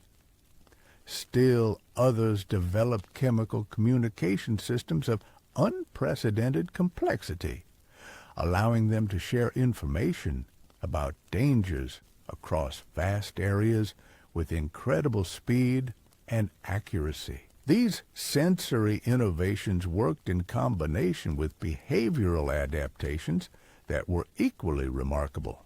The social coordination systems that evolved among prey species were so sophisticated that they resembled the communication networks of modern technological societies more than typical animal behaviors. Different species could share information, coordinate responses, and even engage in what appeared to be strategic planning for dealing with various types of threats. The predators, not to be outdone, developed their own remarkable innovations. The giant pterosaurs evolved hunting strategies that demonstrated clear evidence of tactical thinking, problem-solving abilities, and even what appeared to be long-term planning. They could adjust their approaches based on the behavioral patterns of their prey, coordinate attacks across multiple individuals, and even appeared to engage in what scientists call deceptive behaviors designed to confuse and mislead their targets. These cognitive advances represented genuine evolutionary breakthroughs that wouldn't be seen again in the fossil record until much later in Earth's history. The isolation and environmental pressures of the island had essentially accelerated the evolution of intelligence and complex behavior by millions of years, creating creatures whose mental capabilities were far in advance of their contemporaries elsewhere in the world. But intelligence and behavioral complexity came with their own costs. The energy requirements for maintaining large brains and complex social systems were enormous, forcing these species to develop even more efficient ways of obtaining and utilizing food resources. This created a feedback loop where increased intelligence enabled more sophisticated foraging strategies, which in turn provided the energy needed to support even larger brains and more complex behaviors. The result was an escalating arms race between cognitive capabilities and ecological efficiency that pushed these ancient creatures to levels of sophistication that seem almost impossible given their evolutionary context. They were essentially living in a world where survival required not just physical adaptations, but genuine intelligence and creativity. This cognitive evolution had profound effects on the entire ecosystem. As species became more intelligent and behaviorally sophisticated, the ecological relationships between them became correspondingly complex.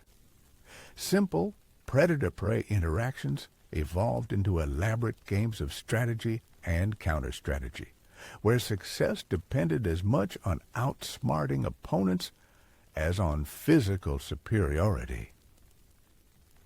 The fossil evidence suggests that some of these strategic interactions became so complex that they resembled the kind of multi-level thinking we associate with advanced game theory. Species weren't just responding to immediate threats and opportunities. They were making decisions based on predictions about how other species would respond to their actions, which in turn were influenced by predictions about third-party responses and so on. This level of cognitive sophistication created biological communities that were unlike anything that had existed before or has existed since. The island had essentially become home to an early experiment in what we might call ecological intelligence, where the ability to think, plan, and strategize had become just as important as traditional physical adaptations. Yet even these remarkable cognitive advances couldn't save the island's inhabitants from their ultimate fate. Intelligence and behavioral flexibility provided significant advantages under stable conditions, but they also created dependencies and vulnerabilities that became fatal liabilities when those conditions began to change rapidly. The highly sophisticated social systems that had enabled such remarkable cooperation and coordination became sources of instability when environmental pressures began to disrupt established patterns. The complex ecological relationships that had supported such incredible diversity became cascading failure points when key species began to disappear. The advanced cognitive abilities that had enabled such successful adaptations proved insufficient to cope with the scale and speed of environmental changes that ultimately overwhelmed the island. In many ways, the collapse of this ancient ecosystem serves as a preview of challenges facing modern biological communities.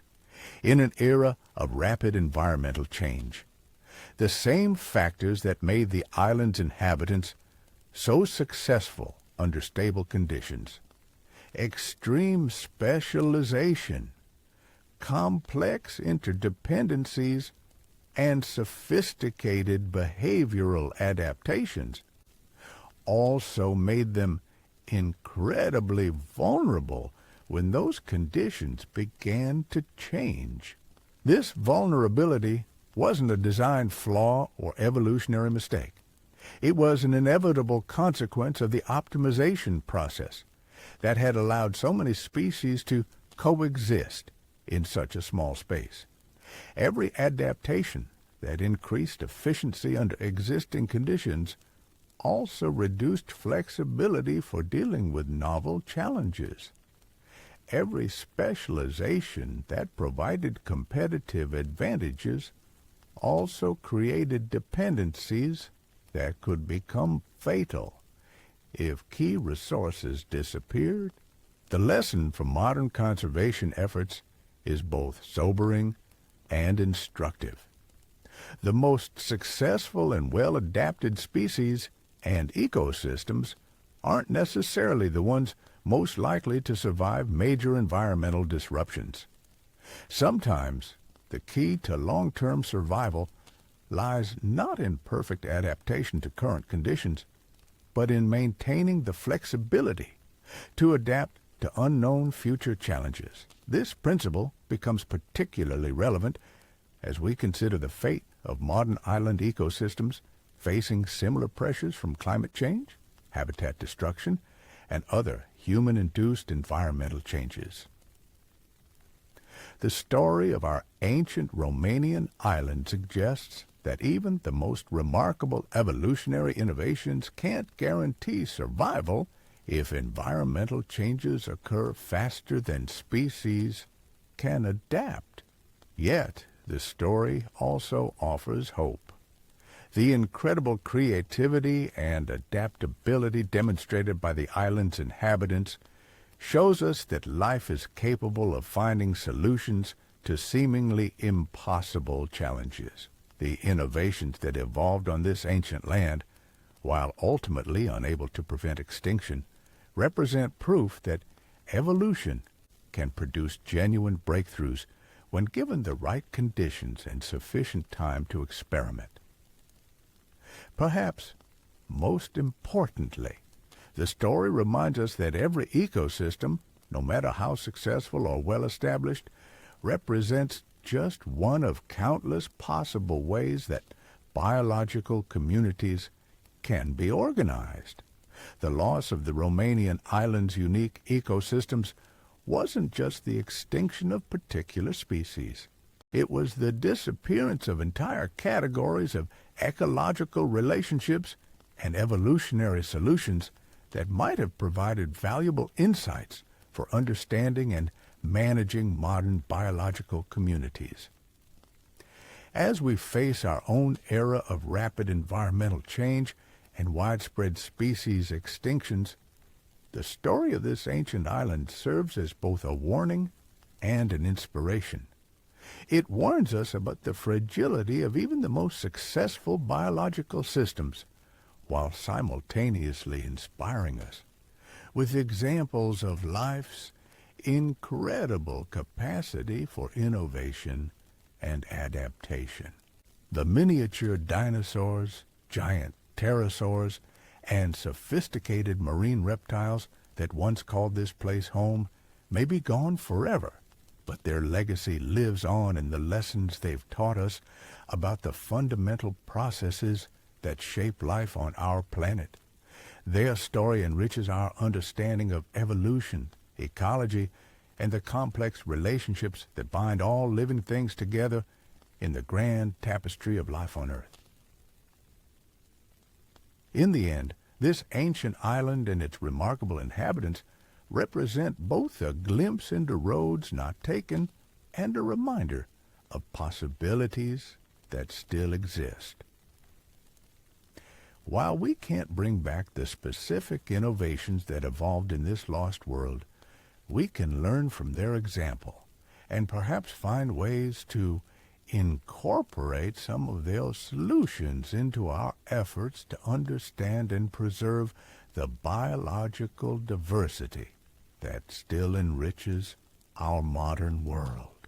The story continues to unfold with each new fossil discovery, each new insight into how these ancient ecosystems functioned, and each new understanding of what their existence means for our comprehension of life's incredible potential. In studying their rise and fall, we gain not just scientific knowledge, but also a deeper appreciation for the preciousness and fragility of the biological heritage that surrounds us today. Their memory serves as a powerful reminder that the diversity of life on Earth represents millions of years of evolutionary experimentation, innovation, and adaptation. Every species that exists today, every ecological relationship that sustains modern ecosystems, and every biological process that maintains the delicate balance of our planet's living systems represents part of an ongoing story that began billions of years ago and continues to this day. The ancient island may be gone, but its lessons remain. In understanding what made its inhabitants so remarkable and what ultimately led to their extinction, we gain valuable insights that can help us better protect and preserve the biological treasures that still exist in our modern world. Their story becomes our guide for navigating the challenges that lie ahead and our inspiration for continuing the grand experiment of life on Earth. But as we delve deeper into this extraordinary tale, we encounter something that defies everything we thought we knew about prehistoric marine ecosystems. The waters surrounding our ancient island weren't just home to massive predators. They were teeming with an entire hierarchy of hunters, each one perfectly adapted to exploit different aspects of the rich marine environment that had developed around this isolated landmass. Picture yourself standing on the rocky shores of this lost world, watching the sun set over waters that shimmer with an almost otherworldly beauty. The surface appears calm, peaceful even, but beneath those tranquil waves lurks a predatory community so diverse and sophisticated that it makes modern shark-infested waters look like peaceful swimming pools by comparison. The apex predators of these ancient seas had evolved into something that seems almost mythical in its proportions and capabilities. We're talking about marine reptiles that stretched nearly the length of modern blue whales, but with the predatory instincts and hunting prowess of the most efficient killers nature has ever produced. These weren't gentle giants that fed on tiny krill or small fish. They were active hunters that pursued prey with a combination of speed, intelligence, and raw power that has never been matched in the history of marine life. What made these oceanic titans truly extraordinary wasn't just their size, though that was certainly impressive enough to leave any observer speechless. It was their incredible versatility as predators. Unlike modern marine predators that tend to specialize in particular hunting techniques or prey types, these ancient giants were essentially oceanic Swiss Army knives, capable of adapting their hunting strategies to whatever opportunities presented themselves. Their streamlined bodies could slice through the water with the efficiency of torpedoes when pursuing fast-moving prey across open ocean. Yet they were also capable of incredible bursts of acceleration that could propel them from a dead stop to maximum speed in mere seconds.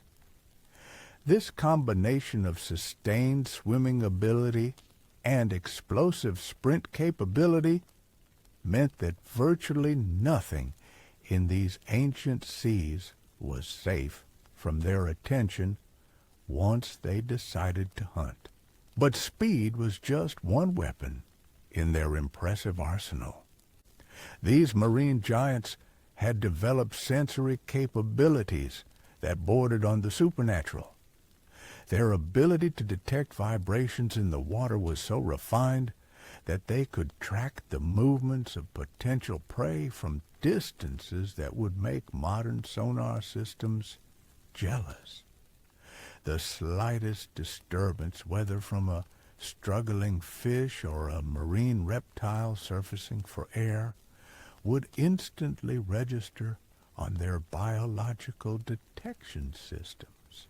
Even more remarkably, they had evolved the ability to coordinate their hunting activities in ways that suggest a level of intelligence and social organization that we typically associate with much more recent evolutionary developments.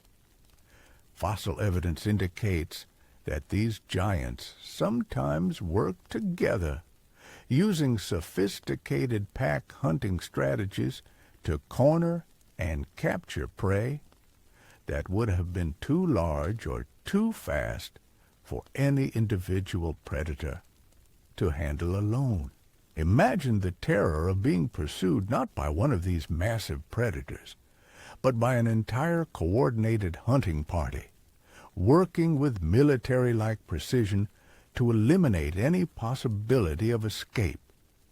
The tactical sophistication of their group hunting behaviors suggests that these ancient marine reptiles possessed cognitive abilities that were far in advance of anything we see in modern ocean predators.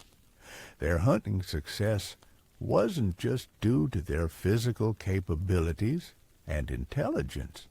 They had also evolved remarkably diverse feeding strategies that allowed them to exploit virtually every available food source in their marine environment. Some individuals specialized in hunting large, fast-moving prey like prehistoric sharks and other marine reptiles.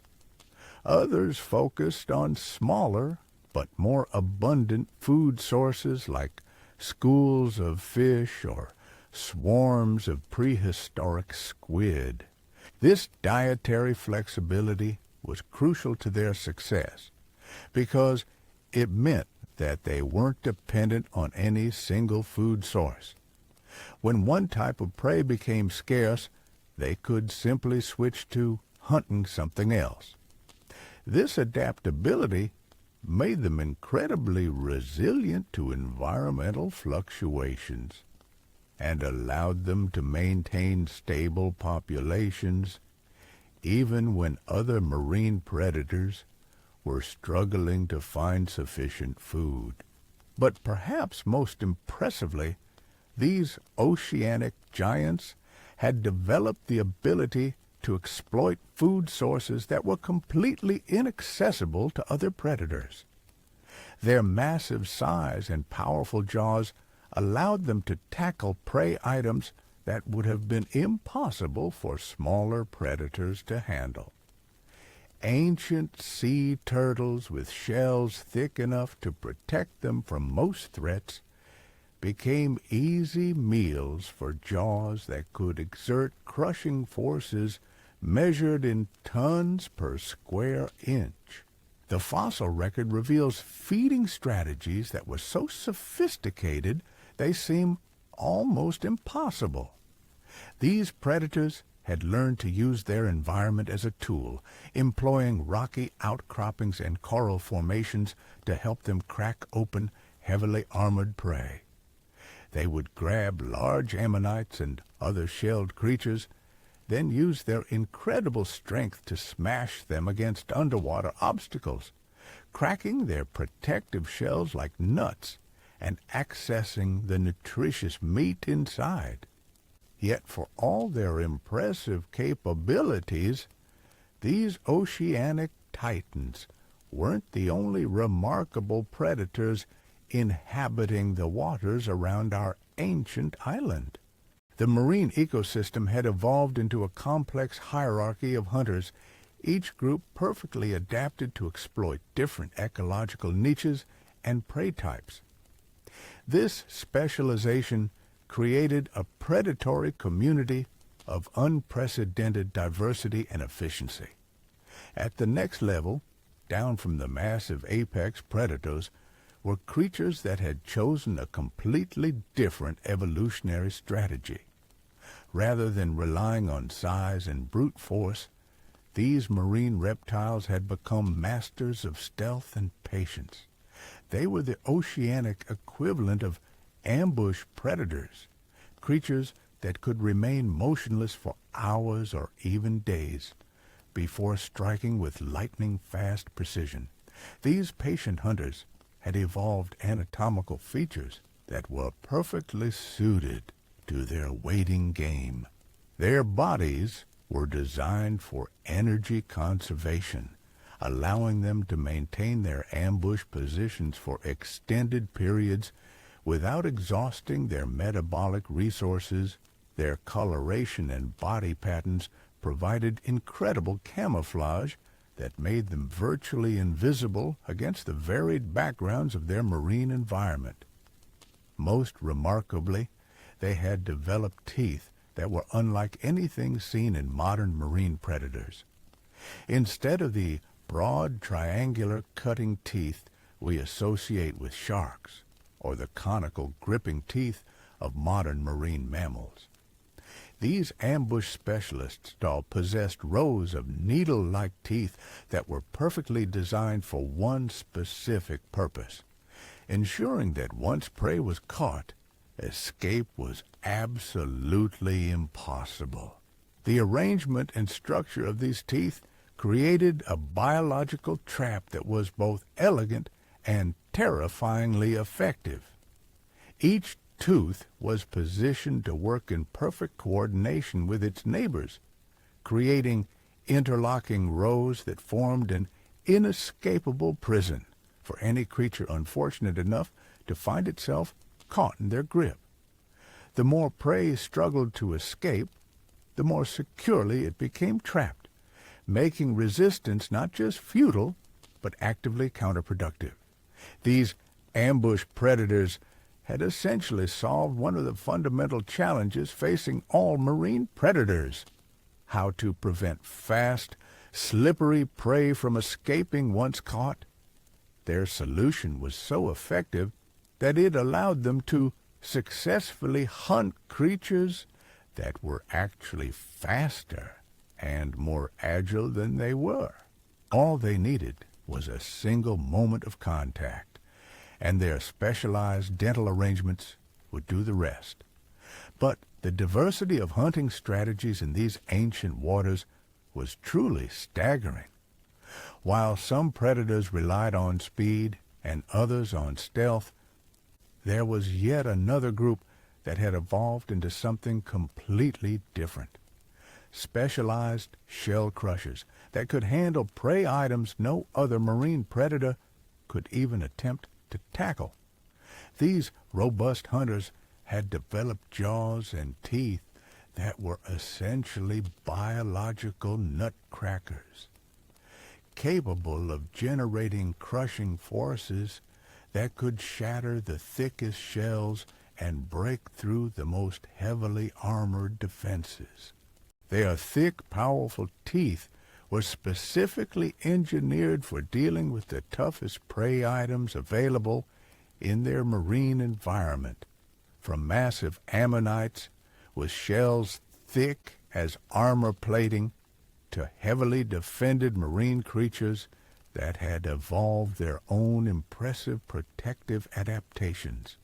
What made these shell crushers truly remarkable wasn't just their incredible bite force, though that was certainly impressive enough to warrant respect from any observer. It was their ability to fill an ecological niche that simply didn't exist for other predators. While their faster, more agile relatives competed intensely for fish, squid, and other soft-bodied prey, the shell crushers had essentially created their own private hunting preserve by specializing in food sources that no other predator could access. This specialization created a fascinating example of evolutionary efficiency. By focusing exclusively on heavily armored prey, these marine reptiles had eliminated competition while ensuring themselves a steady and reliable food supply. The ammonites, prehistoric crabs, and other shelled creatures they hunted were often abundant and relatively slow-moving, making them ideal targets for predators equipped with the right tools for the job. The ecological relationships between these various marine predators created a system of remarkable balance and efficiency. Each group of hunters exploited different prey types and used different hunting strategies, minimizing direct competition while maximizing the utilization of available food resources. The result was a marine ecosystem that could support an incredible biomass of predators without depleting its prey populations. This efficiency becomes even more impressive when we consider the sheer number and variety of predators that these ancient waters supported.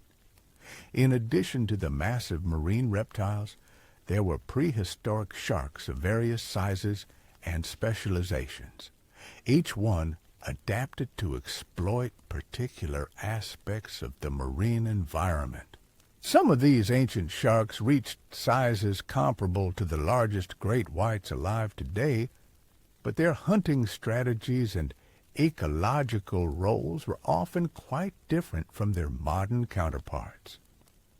The largest of these prehistoric sharks had evolved into formidable predators in their own right, capable of competing directly with the marine reptiles for access to the best hunting grounds and prey resources.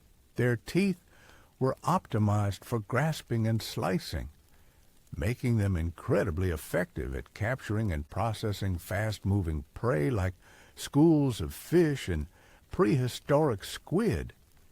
But not all of these ancient sharks were active hunters. Some had evolved into specialized scavengers that played a crucial role in the ecosystem by cleaning up the remains left behind by other predators. Their tooth structure and jaw mechanics were perfectly suited for this ecological role, allowing them to efficiently process carrion and organic debris that would otherwise go to waste. This scavenging specialization was actually incredibly important for maintaining the health and balance of the marine ecosystem. By quickly removing dead and dying organisms from the water column, these prehistoric sharks prevented the accumulation of decaying organic matter that could have created oxygen-depleted zones or provided breeding grounds for harmful bacteria and parasites. The relationships between all these different marine predators created a complex web of interactions that extended far beyond simple predator-prey relationships. Competition, cooperation, and indirect interactions shape the behavior and evolution of every species in the system, creating feedback loops and cascading effects that influence the entire marine community. For example, the hunting activities of the massive apex predators created opportunities for smaller species to exploit. When one of the giants made a kill, it would often attract a variety of scavengers and opportunistic feeders that could benefit from the scraps and disturbance created by the primary predator. This created temporary feeding aggregations that resembled modern-day cleaning stations or feeding frenzies, but on a scale that dwarfed anything seen in contemporary marine environments. These feeding aggregations, in turn, created hunting opportunities for mid-sized predators that specialized in capturing small fish and invertebrates. The chaos and distraction created by the feeding frenzy provided perfect cover for ambush attacks and opportunistic strikes. The result was a cascading series of predatory interactions that could turn a single kill by an apex predator into a feeding bonanza for dozens of smaller species. The complexity of these ecological relationships extended beyond the marine environment itself. The waters around the ancient island served as a crucial interface between terrestrial and marine ecosystems, creating unique opportunities for interactions between land and sea creatures that don't exist in most modern environments. The coastal zones where marine and terrestrial habitats met were scenes of incredible predatory intensity. Land animals that ventured too close to the water's edge faced threats not just from aerial predators circling overhead, but from marine giants that could launch themselves partially out of the water to grab unwary prey. These coastal hunting grounds witnessed some of the most dramatic predator-prey interactions ever documented in the fossil record. The marine predators had learned to exploit the behavior patterns of terrestrial animals, timing their coastal hunts to coincide with periods when land creatures were most likely to approach the water. They understood the daily rhythms of their potential prey, the seasonal patterns that brought different species to the shoreline, and even the weather conditions that made terrestrial animals more vulnerable to marine attacks. This level of behavioral sophistication suggests that these ancient marine predators possessed cognitive abilities that were far more advanced than we typically associate with reptilian predators. They weren't just responding instinctively to immediate opportunities. They were planning ahead, making strategic decisions based on complex environmental cues, and adjusting their behavior based on the actions and reactions of their prey. The success of these coastal hunting strategies created intense selective pressure on terrestrial animals to develop better methods of accessing marine resources while minimizing their exposure to aquatic predators. This pressure drove the evolution of increasingly sophisticated risk assessment abilities and behavioral adaptations among land animals that needed to exploit coastal resources. Some terrestrial species developed the ability to rapidly assess the threat level of coastal waters before approaching, using visual, auditory, and even chemical cues to determine whether marine predators were present in the area. Others evolved behavioral strategies that minimized their time in vulnerable positions, such as group coordination systems that allowed some individuals to feed while others maintained watch for threats. The most successful coastal foragers developed timing strategies that allowed them to exploit brief windows of opportunity when marine predators were least active or least likely to be present.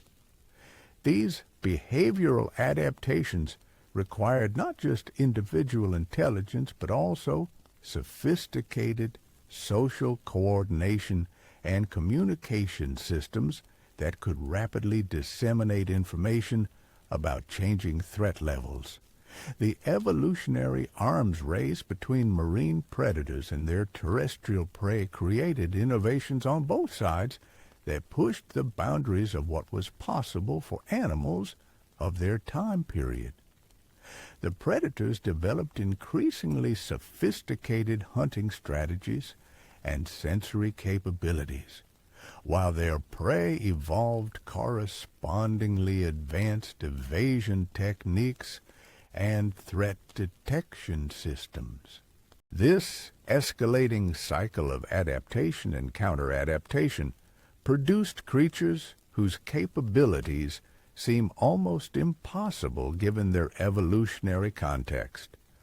Marine reptiles that could predict the behavior of terrestrial animals, land creatures that could assess underwater threats, and aerial predators that could coordinate their activities with aquatic hunters all emerged from this intense competitive environment. The result was an integrated ecosystem where the boundaries between different habitats had become largely meaningless from a predatory perspective.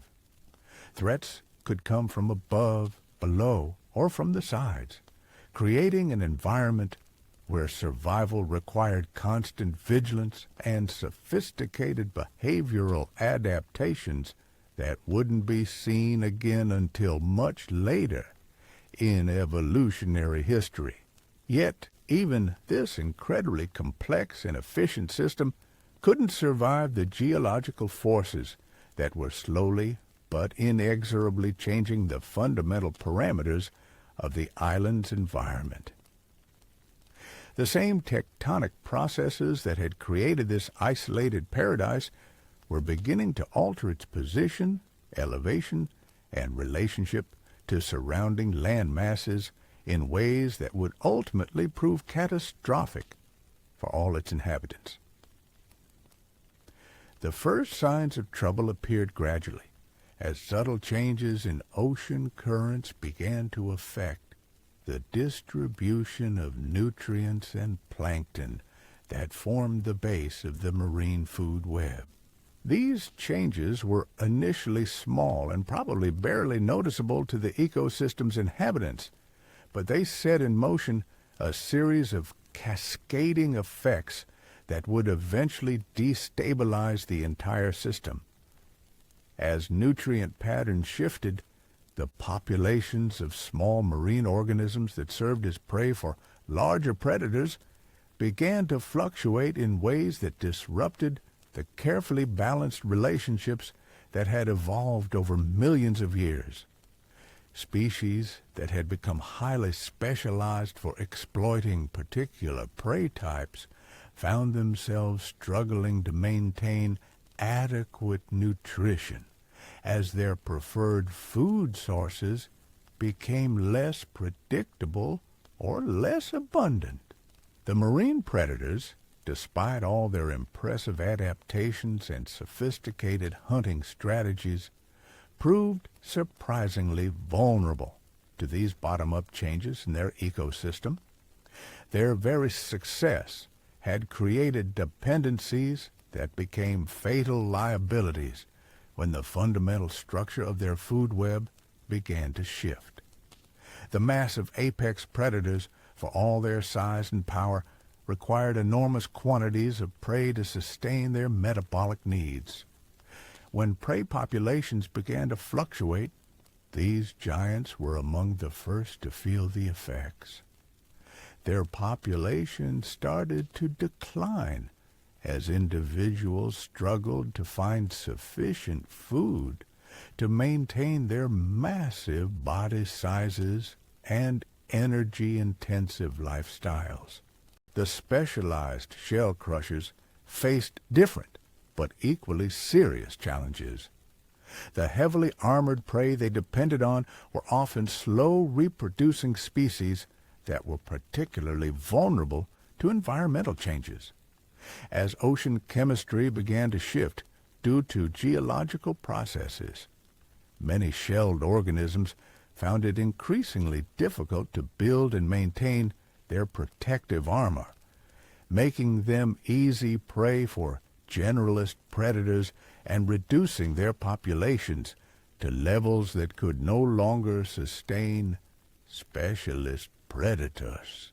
Even the most adaptable marine predators found themselves struggling as the complex web of relationships that had supported such incredible diversity began to unravel.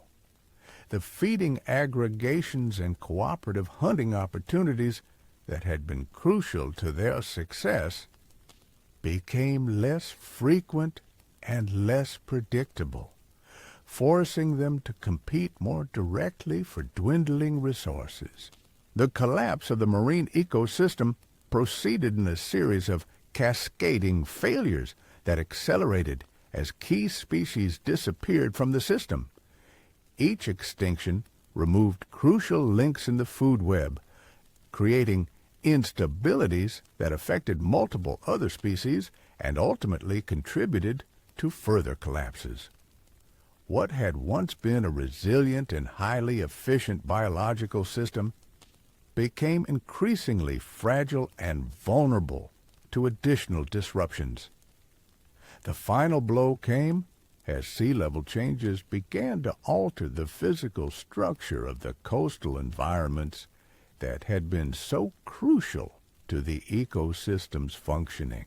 The shallow bays and protected lagoons that had served as nursery areas for many marine species were either submerged too deeply or exposed as dry land, eliminating critical habitat for reproduction and early development.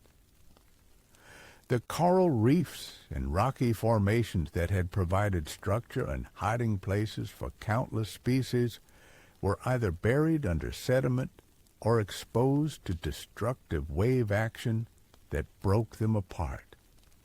The complex, three-dimensional habitats that had supported such incredible biodiversity were reduced to relatively simple and uniform environments that could support only a fraction of their former biological richness. As these physical changes accelerated, the remaining marine species found themselves squeezed into increasingly small and degraded habitats.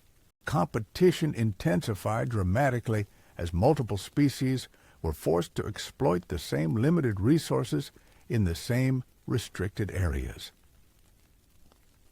The sophisticated niche partitioning that had allowed so many different predators to coexist became impossible to maintain under these crowded conditions. The end result was a biological catastrophe of unprecedented proportions, and marine ecosystem that had taken millions of years to develop and had achieved levels of diversity and efficiency that have never been matched in Earth's history collapsed completely in what amounts to an evolutionary eye blink.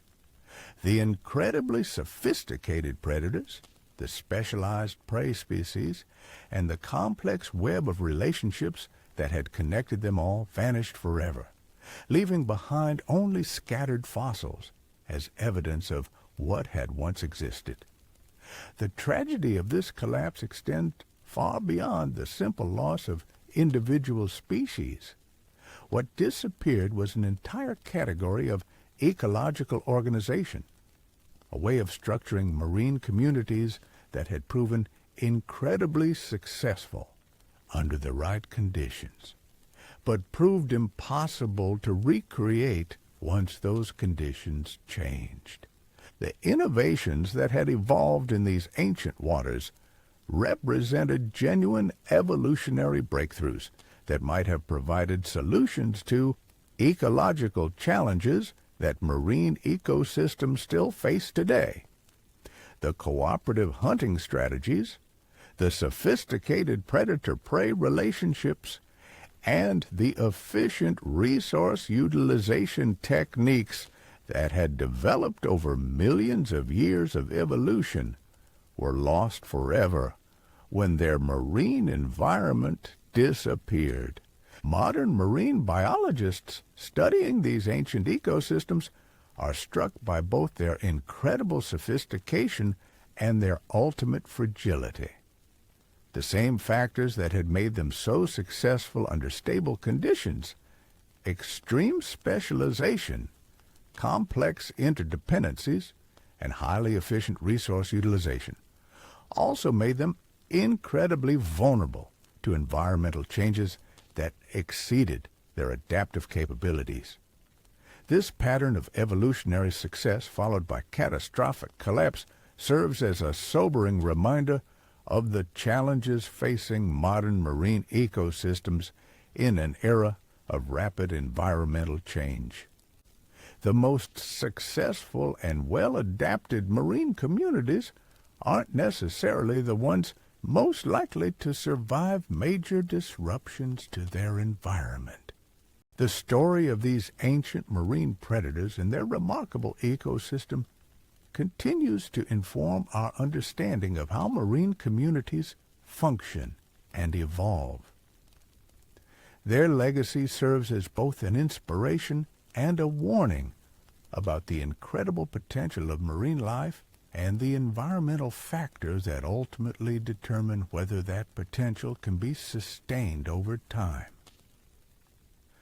Their disappearance marked the end of an experiment in marine ecosystem organization that had pushed the boundaries of what was possible for ocean predators. The complex, efficient, and incredibly diverse marine communities that had flourished around our ancient island were never recreated in exactly the same form, making them a unique chapter in the history of life in Earth's oceans. As we continue to study their fossilized remains and piece together the details of how their remarkable ecosystem functioned, we gain valuable insights that help us better understand both the potential and the limitations of marine biological communities. Their story enriches our knowledge of what marine ecosystems can achieve, while also highlighting the environmental factors that determine whether such achievements can be sustained over evolutionary timescales. The ancient marine reptiles, prehistoric sharks, and other aquatic predators that once ruled these waters may be gone forever, but their legacy continues to influence our understanding of marine ecology, predator-prey relationships, and the complex factors that shape the evolution of ocean ecosystems. Their remarkable story serves as a testament to the incredible creativity and adaptability of marine life, while also reminding us of the fragility of even the most successful biological systems. In the final analysis, what we've discovered about this ancient world challenges our most fundamental assumptions about how evolution operates under extreme conditions. The evidence emerging from these Romanian fossil sites isn't just rewriting textbooks about dinosaur biology. It's forcing us to reconsider everything we thought we knew about the relationship between isolation, environmental pressure, and evolutionary innovation. Think about the sheer audacity of what nature accomplished on this lost island. We're looking at an evolutionary experiment that ran for millions of years, producing results that seem to defy the basic laws of biology as we understand them. Massive predators that shrank to the size of house pets while maintaining their predatory prowess. Flying giants that grew to unprecedented sizes while their ground-dwelling prey became increasingly miniaturized.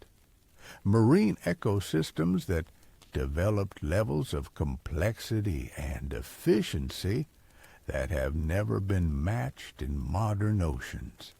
But here's what makes this story truly extraordinary. These weren't random evolutionary accidents or biological curiosities that happened to survive for a while before going extinct. These were genuine solutions to fundamental ecological challenges. Innovations that worked so well, they persisted for millions of years under incredibly challenging conditions. The miniature crocodilians that patrolled the island's waterways weren't just small versions of their mainland relatives. They were precision-engineered predators that had solved problems their larger cousins couldn't even address. Their compact size allowed them to exploit hunting grounds that were inaccessible to bigger predators, while their enhanced sensory capabilities and improved agility made them more effective hunters than creatures twice their size. The small theropod dinosaurs that scurried through the forest canopy had essentially reinvented what it meant to be a dinosaurian predator. They had abandoned the traditional ground-based hunting strategies that dominated mainland ecosystems and had instead become arboreal specialists with capabilities that wouldn't be seen again until the evolution of modern primates millions of years later. Even the herbivorous species had developed survival strategies that pushed the boundaries of behavioral sophistication. Their group coordination systems, threat assessment capabilities, and temporal specialization represented genuine evolutionary breakthroughs that demonstrated levels of intelligence and social organization that were far ahead of their time. Yet, perhaps the most remarkable aspect of this entire story is what it reveals about the creative potential of evolution itself. When we look at modern ecosystems, we tend to assume that the patterns we observe represent the optimal or inevitable outcomes of natural selection. The story of this ancient island shows us that evolution is capable of producing solutions we never could have imagined, given the right combination of circumstances and sufficient time to experiment. The cooperative hunting strategies that developed among the island's predators, the resource-sharing arrangements that allowed so many herbivorous species to coexist, and the temporal specialization that maximized habitat utilization all represent alternatives to the competitive relationships that dominate modern ecosystems. They prove that there are other ways of organizing biological communities that might actually be more efficient and sustainable than what we see today. This revelation has profound implications for how we think about conservation and ecosystem management in our modern world. If evolution was capable of producing such remarkable innovations under the extreme conditions of an isolated island. What might be possible in protected areas and managed ecosystems where we can control some of the environmental variables that determine evolutionary outcomes. The sophisticated early warning systems that evolved among the island's prey species suggest that animals are capable of much more complex communication and coordination than we typically recognize. The evidence for interspecies cooperation and information sharing indicates that competitive relationships between different species might not be as inevitable as we assume. These insights become particularly relevant as we face our own era of rapid environmental change and widespread habitat fragmentation. Many modern species are finding themselves in situations that are remarkably similar to those faced by the inhabitants of our ancient island. They're isolated in small patches of suitable habitat, surrounded by hostile environments, and forced to compete for limited resources while adapting to rapidly changing conditions. The success stories from the ancient island suggest that species facing these challenges might be capable of developing innovative solutions that we haven't yet recognized or understood. The key insight is that evolution doesn't just optimize existing strategies. It can create entirely new approaches to survival challenges when traditional methods prove inadequate. But the story also provides sobering lessons about the limitations of even the most remarkable evolutionary innovations, the extreme specialization that allowed. So the sophisticated ecological relationships that had taken millions of years to develop proved unable many species to coexist on the ancient island, also made them incredibly vulnerable to environmental changes. To adapt quickly enough when conditions began to shift. This pattern of evolutionary success followed by catastrophic collapse appears to be a recurring theme in isolated ecosystems throughout Earth's history. The same factors that promote incredible biological diversity and innovation also create systems that are inherently fragile and vulnerable to disruption. The implications for modern conservation efforts are both encouraging and concerning. On one hand, the story shows us that life is capable of remarkable creativity and adaptability when given appropriate conditions. Species can develop solutions to seemingly impossible challenges, and ecosystems can achieve levels of efficiency and sustainability that exceed anything we might expect based on theoretical models. On the other hand, the ultimate fate of the island's remarkable inhabitants reminds us that even the most successful evolutionary experiments can be undone by environmental changes that exceed their adaptive capabilities. The most perfectly adapted species aren't necessarily the ones most likely to survive major disruptions to their environment. This paradox highlights one of the most important challenges facing conservation biology in the 21st century.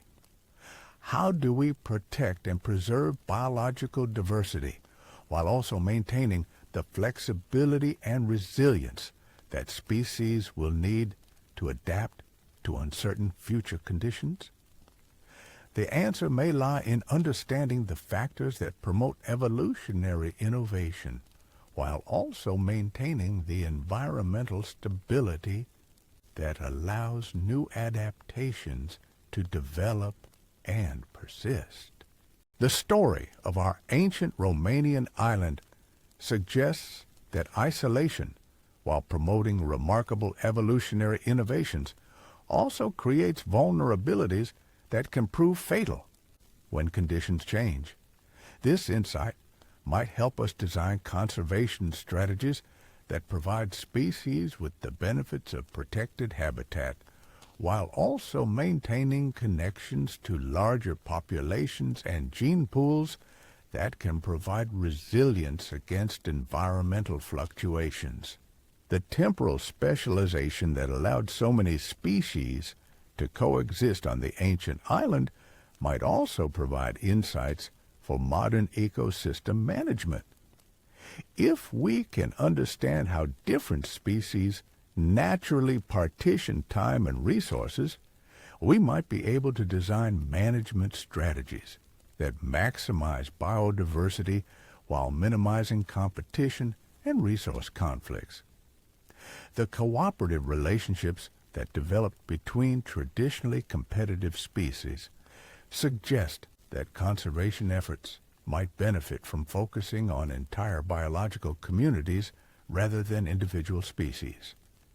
The success of the island's inhabitants depended not just on their individual adaptations, but on their ability to develop mutually beneficial relationships with other species in their ecosystem.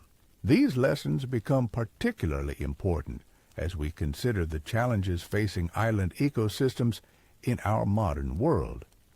Many oceanic islands are experiencing environmental pressures similar to those that ultimately destroyed our ancient Romanian paradise. Climate change is altering temperature and precipitation patterns, sea level rise is reducing available habitat, and human activities are introducing new stresses that island species have never encountered before. The story of the ancient island provides both hope and caution for these modern island ecosystems. It shows us that island species are capable of remarkable adaptability and innovation when faced with environmental challenges. But it also warns us that there are limits to what even the most creative evolutionary processes can achieve when environmental changes occur faster than species can adapt. Perhaps most importantly, the story reminds us that every ecosystem represents a unique experiment in biological organization that has taken millions of years to develop. When we lose an ecosystem, we're not just losing individual species, we're losing entire categories of ecological relationships and evolutionary solutions that might never be recreated. The miniature dinosaurs, giant pterosaurs, and sophisticated marine reptiles that once inhabited our ancient island represent irreplaceable chapters in the history of life on Earth.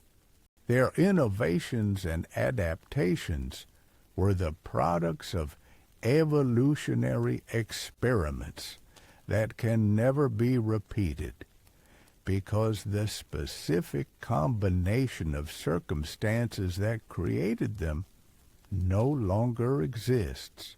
Yet their legacy lives on in the lessons they've taught us about the fundamental processes that shape life on our planet. Their story has expanded our understanding of what evolution can achieve, challenged our assumptions about how ecosystems function, and provided valuable insights that can inform our efforts to protect and preserve the biological diversity that still enriches our modern world. As we continue to study their fossilized remains and piece together the details of their remarkable lives, we gain not just scientific knowledge, but also a deeper appreciation for the incredible journey that has brought life on Earth to its current state of breathtaking diversity and complexity.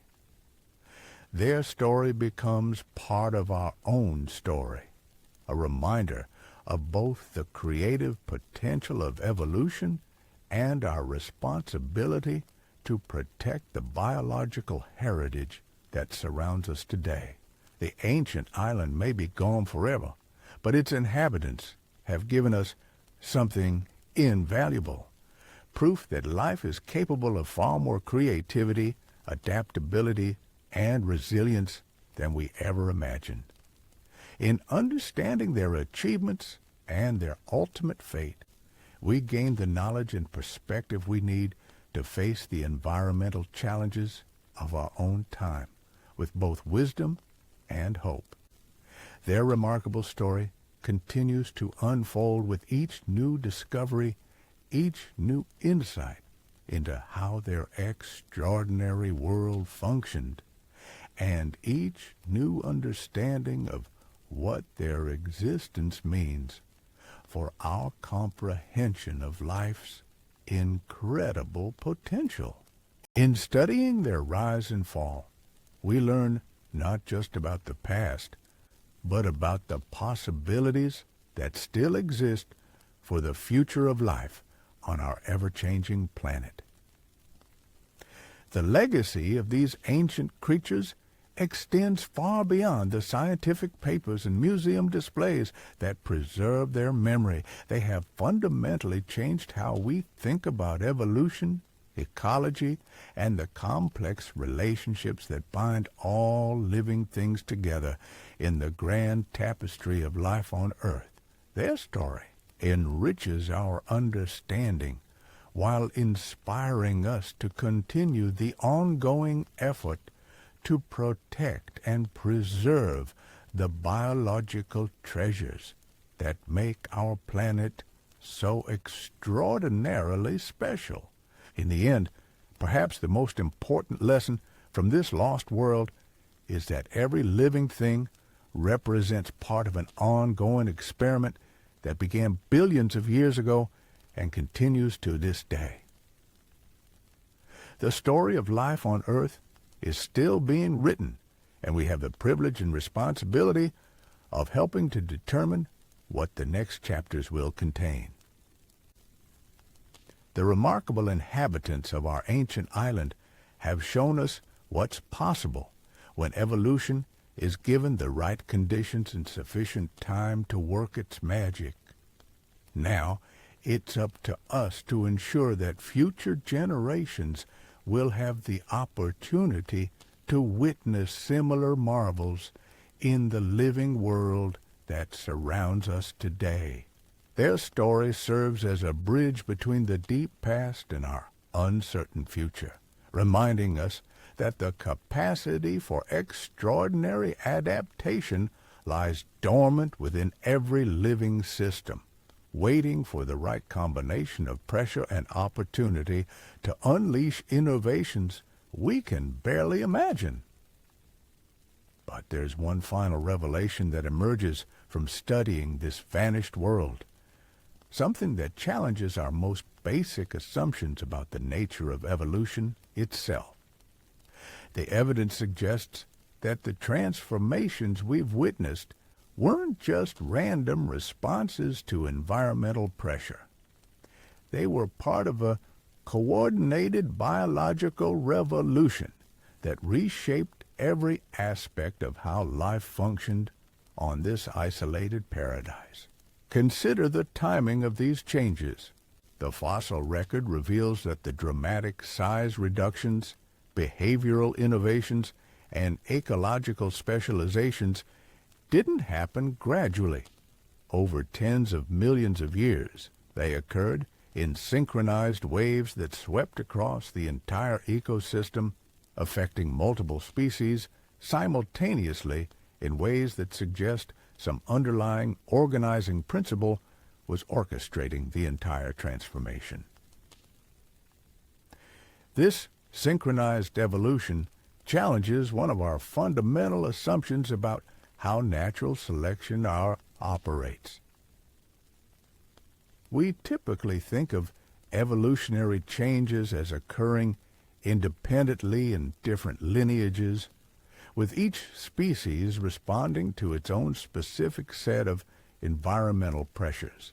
But the evidence from our ancient island suggests something far more sophisticated was happening. The miniaturization events that affected the island's dinosaurs weren't isolated incidents. They were part of ecosystem-wide reorganizations that involved every species in the biological community. When the large herbivores began shrinking, their predators didn't just passively follow suit. They actively reorganized their hunting strategies, social behaviors, and even their sensory capabilities in ways that maintained the delicate balance of the entire system. This coordinated response reveals something profound about the interconnectedness of ecological relationships. The species inhabiting this ancient island weren't just coexisting in the same physical space. They were participating in a biological symphony where changes in one section immediately triggered compensating adjustments throughout the entire orchestra. The implications of this discovery extend far beyond our understanding of this particular ecosystem. It suggests that evolution itself might be capable of system-level organization that we're only beginning to recognize. The traditional view of natural selection as a competitive struggle between individuals may be missing crucial cooperative and coordinative aspects that become apparent only in extreme environments like isolated islands. Think about the precision required for such coordinated evolution to succeed. Multiple species had to simultaneously adjust their body sizes, behavioral patterns, reproductive strategies, and ecological relationships in ways that maintained overall system stability. Any species that changed too quickly or in the wrong direction would have disrupted the entire network of relationships, potentially causing ecosystem-wide collapse. Yet somehow, this biological community managed to navigate these complex transitions successfully for millions of years. The result was an ecosystem that functioned according to principles we're still struggling to understand, where cooperation and competition were balanced in ways that maximized both individual survival and collective prosperity. The secret to their success lay in what scientists are beginning to recognize as ecological intelligence. This wasn't just individual species becoming smarter or more behaviorally sophisticated. It was the emergence of collective decision-making processes that operated at the ecosystem level, allowing the entire biological community to respond to challenges in coordinated and effective ways. Evidence for this ecosystem-level intelligence appears throughout the fossil record. Species that should have been fierce competitors instead developed complementary specializations that reduced conflict while maximizing resource utilization. Predators evolved hunting strategies that maintained sustainable prey populations rather than driving them to extinction. Herbivores developed feeding patterns that actually enhanced plant diversity rather than depleting it. These aren't the kinds of outcomes we would expect from purely competitive interactions between selfish individuals. They suggest that natural selection was operating at multiple levels simultaneously, favoring not just individual survival, but also the stability and productivity of the entire ecosystem. The most remarkable evidence for this ecosystem-level organization comes from the island's response to environmental crises. When volcanic eruptions or climate fluctuations disrupted normal conditions, The biological community didn't just passively endure the disturbance, it actively reorganized itself in ways that minimized damage and accelerated recovery. Species that were normally active during different time periods would temporarily synchronize their activities to take advantage of brief windows of opportunity. Predators would shift their hunting grounds to avoid competing with neighbors, whose usual territories had been disrupted. Herbivores would alter their migration patterns to exploit newly available resources while avoiding areas that were still recovering from disturbance.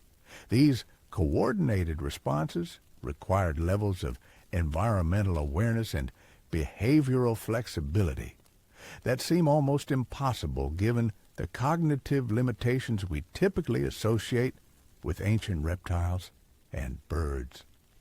Yet the fossil evidence clearly documents these sophisticated adaptive behaviors occurring repeatedly throughout the island's history.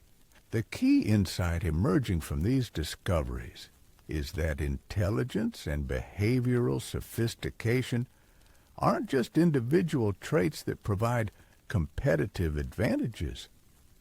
Under the right circumstances, they can become collective properties that emerge from the interactions between multiple species in complex ecological networks. This collective intelligence allowed the island's biological community to solve problems that no individual species could have addressed alone. Resource scarcity was managed through sophisticated sharing arrangements. Predation pressure was distributed in ways that prevented any single species from being driven to extinction. Environmental disturbances were weathered through coordinated responses that mobilized the entire ecosystem's adaptive capabilities. The sophistication of these collective behaviors becomes even more apparent when we examine how the island's inhabitants dealt with the most fundamental challenge they faced: the constant threat from aerial predators. The giant pterosaurs that dominated the skies above their world weren't just individual predators hunting independently. They were participants in a complex ecological dance that involved every species in the system. The ground-dwelling creatures had evolved not just individual escape strategies, but coordinated early warning systems that could rapidly disseminate information about aerial threats across vast areas. When one species detected an approaching pterosaur, the alarm would cascade through multiple other species, creating waves of defensive responses that swept across the entire landscape. But here's what makes this truly extraordinary. The aerial predators had evolved counter-strategies that took advantage of these very alarm systems. They learned to interpret the defensive responses of their prey, using the information contained in escape behaviors to locate hidden animals and predict their movements. This created an evolutionary arms race that operated at the ecosystem level, with predators and prey locked in increasingly sophisticated games of strategy and counter-strategy that pushed both groups to develop capabilities far beyond what any individual species could have achieved alone. The result was a biological community that functioned more like a single, incredibly complex organism than a collection of competing individual species. Different species served specialized functions within this larger system, much like different organs serve specialized functions within a single body. The small theropods functioned as the ecosystem's sensory network, constantly gathering information about environmental conditions and potential threats. The herbivorous species served as the system's primary energy converters, transforming plant material into the animal protein that supported the rest of the food web. The various predator species acted as population regulators, maintaining the delicate balances that kept the entire system stable and productive. Even the giant pterosaurs, despite their role as apex predators, were essential components of this larger biological organism. Their hunting activities created disturbances that opened up new ecological niches, distributed nutrients across different habitats, and provided opportunities for other species to access resources they couldn't obtain independently. This level of ecological integration represents something genuinely unprecedented in the fossil record. While modern ecosystems certainly display complex interdependencies between different species, nothing alive today approaches the degree of coordination and collective organization that existed on our ancient island.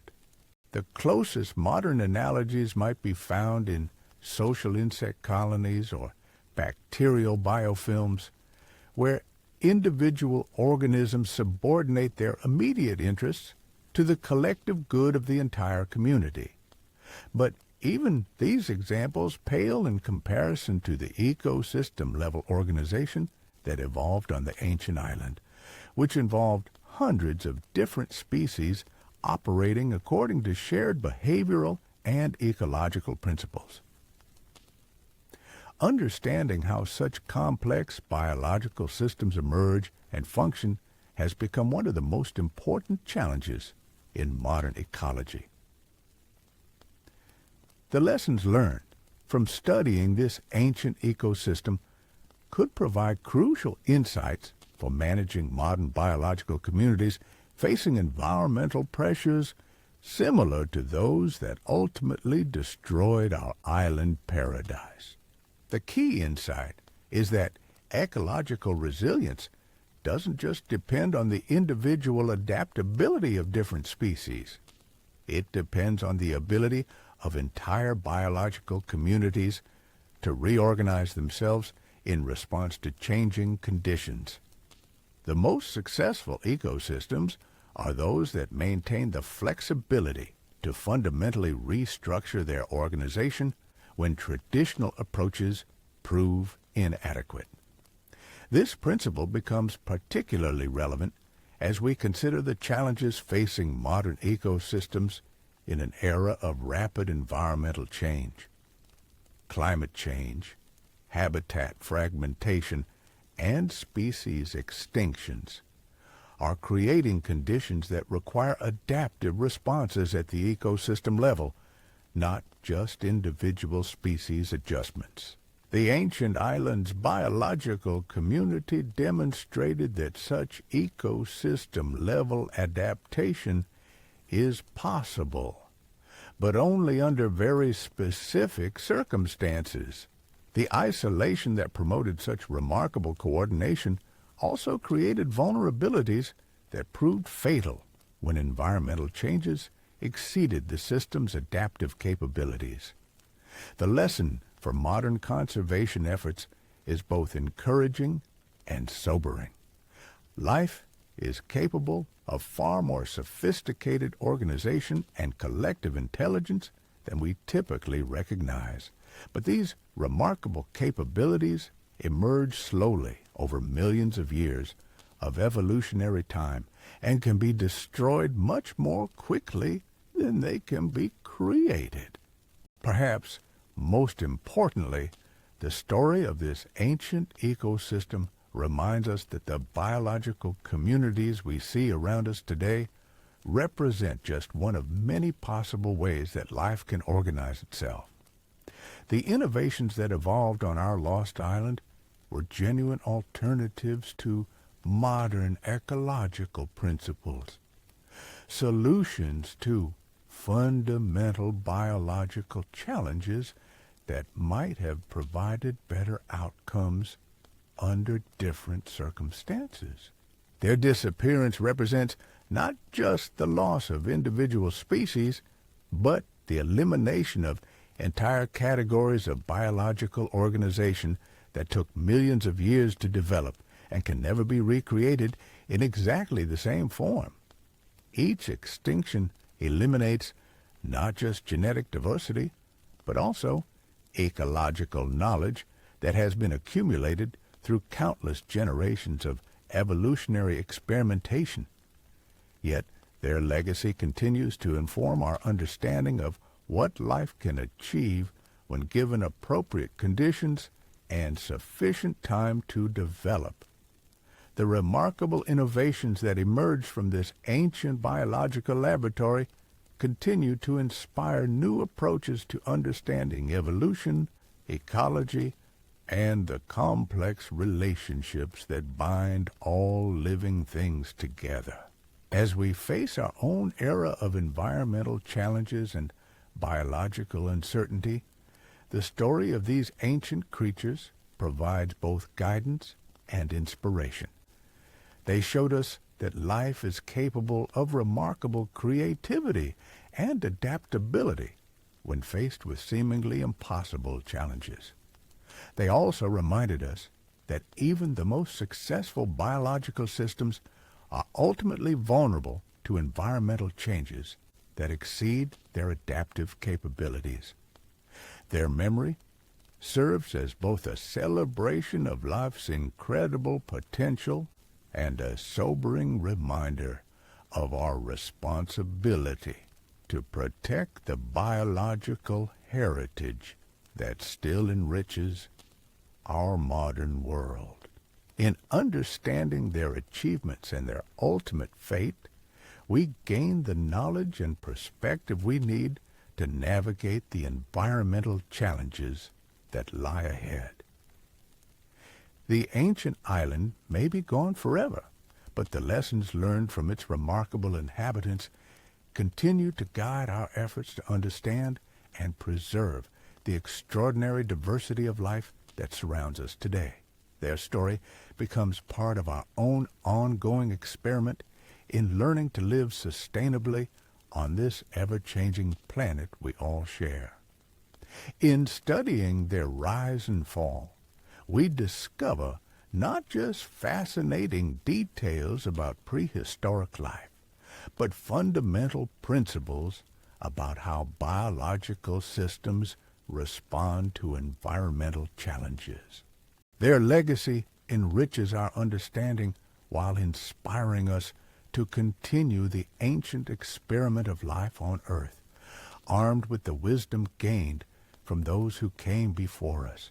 The story of why dinosaurs shrank on this lost island ultimately becomes a story about the incredible creativity of evolution itself, the complex relationships that bind ecological communities together, and the ongoing responsibility we all share for protecting the biological treasures that make our planet so extraordinarily special. Their remarkable journey from giants to miniatures, from individual competitors to cooperative community members, from simple predator-prey relationships to sophisticated ecological partnerships, represents one of evolution's greatest triumphs and serves as an eternal reminder of both life's incredible potential and its ultimate fragility. As we continue to uncover new details about their extraordinary world, we're reminded that the story of life on Earth is still being written, and we have both the privilege and the responsibility of helping to determine what the next chapters will contain. The question that haunts paleontologists today is whether we're witnessing similar processes unfolding in our modern world. As climate change fragments habitats and isolates populations, are we creating conditions that could trigger new evolutionary experiments? The principles that governed life on this ancient island haven't disappeared. They're still operating in ecosystems around the globe, waiting for the right combination of circumstances to produce their next masterpiece. Consider the islands scattered across our modern oceans. Madagascar, with its lemurs and unique flora, the Galapagos, where Darwin first glimpsed the power of isolation to reshape life, the countless smaller islands where endemic species cling to existence in habitats that exist nowhere else on Earth. Each one represents a potential laboratory where evolution continues its endless experimentation. But there's a crucial difference between our ancient Romanian paradise and these modern island ecosystems: time. The creatures we've been exploring had millions upon millions of years to perfect their adaptations, to develop their sophisticated relationships, to create their biological masterpieces. Modern island species are working with evolutionary time frames measured in thousands rather than millions of years. This temporal compression creates both opportunities and dangers that didn't exist in the ancient world. Environmental changes that once unfolded over geological ages now occur within single lifetimes. Species that might have had millennia to adapt to shifting conditions now have decades or less. The creative potential of evolution remains unchanged, but the time available to express that creativity has been drastically reduced. Yet, even under these compressed time frames, we're seeing remarkable innovations emerging in isolated populations around the world. Island foxes developing new social behaviors, bird populations evolving altered migration patterns, marine species adapting to changing ocean conditions in ways that would have seemed impossible just generations ago. These modern examples remind us that the fundamental processes we've witnessed in our ancient story are still active today. The island rule continues to operate wherever populations become isolated and face resource constraints. The same pressures that created miniature dinosaurs and giant pterosaurs are shaping the evolution of contemporary species, albeit on much shorter time scales. But perhaps the most important lesson from our ancient island isn't about the specific adaptations that evolved there. It's about the incredible resilience and creativity of life itself when faced with seemingly impossible challenges. These creatures didn't just survive in their isolated paradise. They thrived, creating biological communities of unprecedented sophistication and beauty. Their story reminds us that evolution isn't just about the survival of the fittest in some crude, competitive sense. It's about innovation, cooperation, and the endless capacity of living systems to find new solutions to old problems. When we look at the challenges facing life on Earth today, from climate change to habitat destruction to pollution, we might feel overwhelmed by the magnitude of the threats. But the inhabitants of our ancient island faced challenges that were equally daunting: complete isolation from outside genetic input, limited resources, constant predation pressure, geological instability, environmental unpredictability. Yet they not only survived, but created one of the most remarkable biological communities in Earth's history. Their success came not from avoiding these challenges, but from embracing them as opportunities for innovation. Every constraint became a catalyst for creativity. Every limitation sparked new evolutionary solutions. every crisis triggered adaptive responses that made the entire system more resilient and more beautiful. This perspective transforms how we think about the environmental challenges of our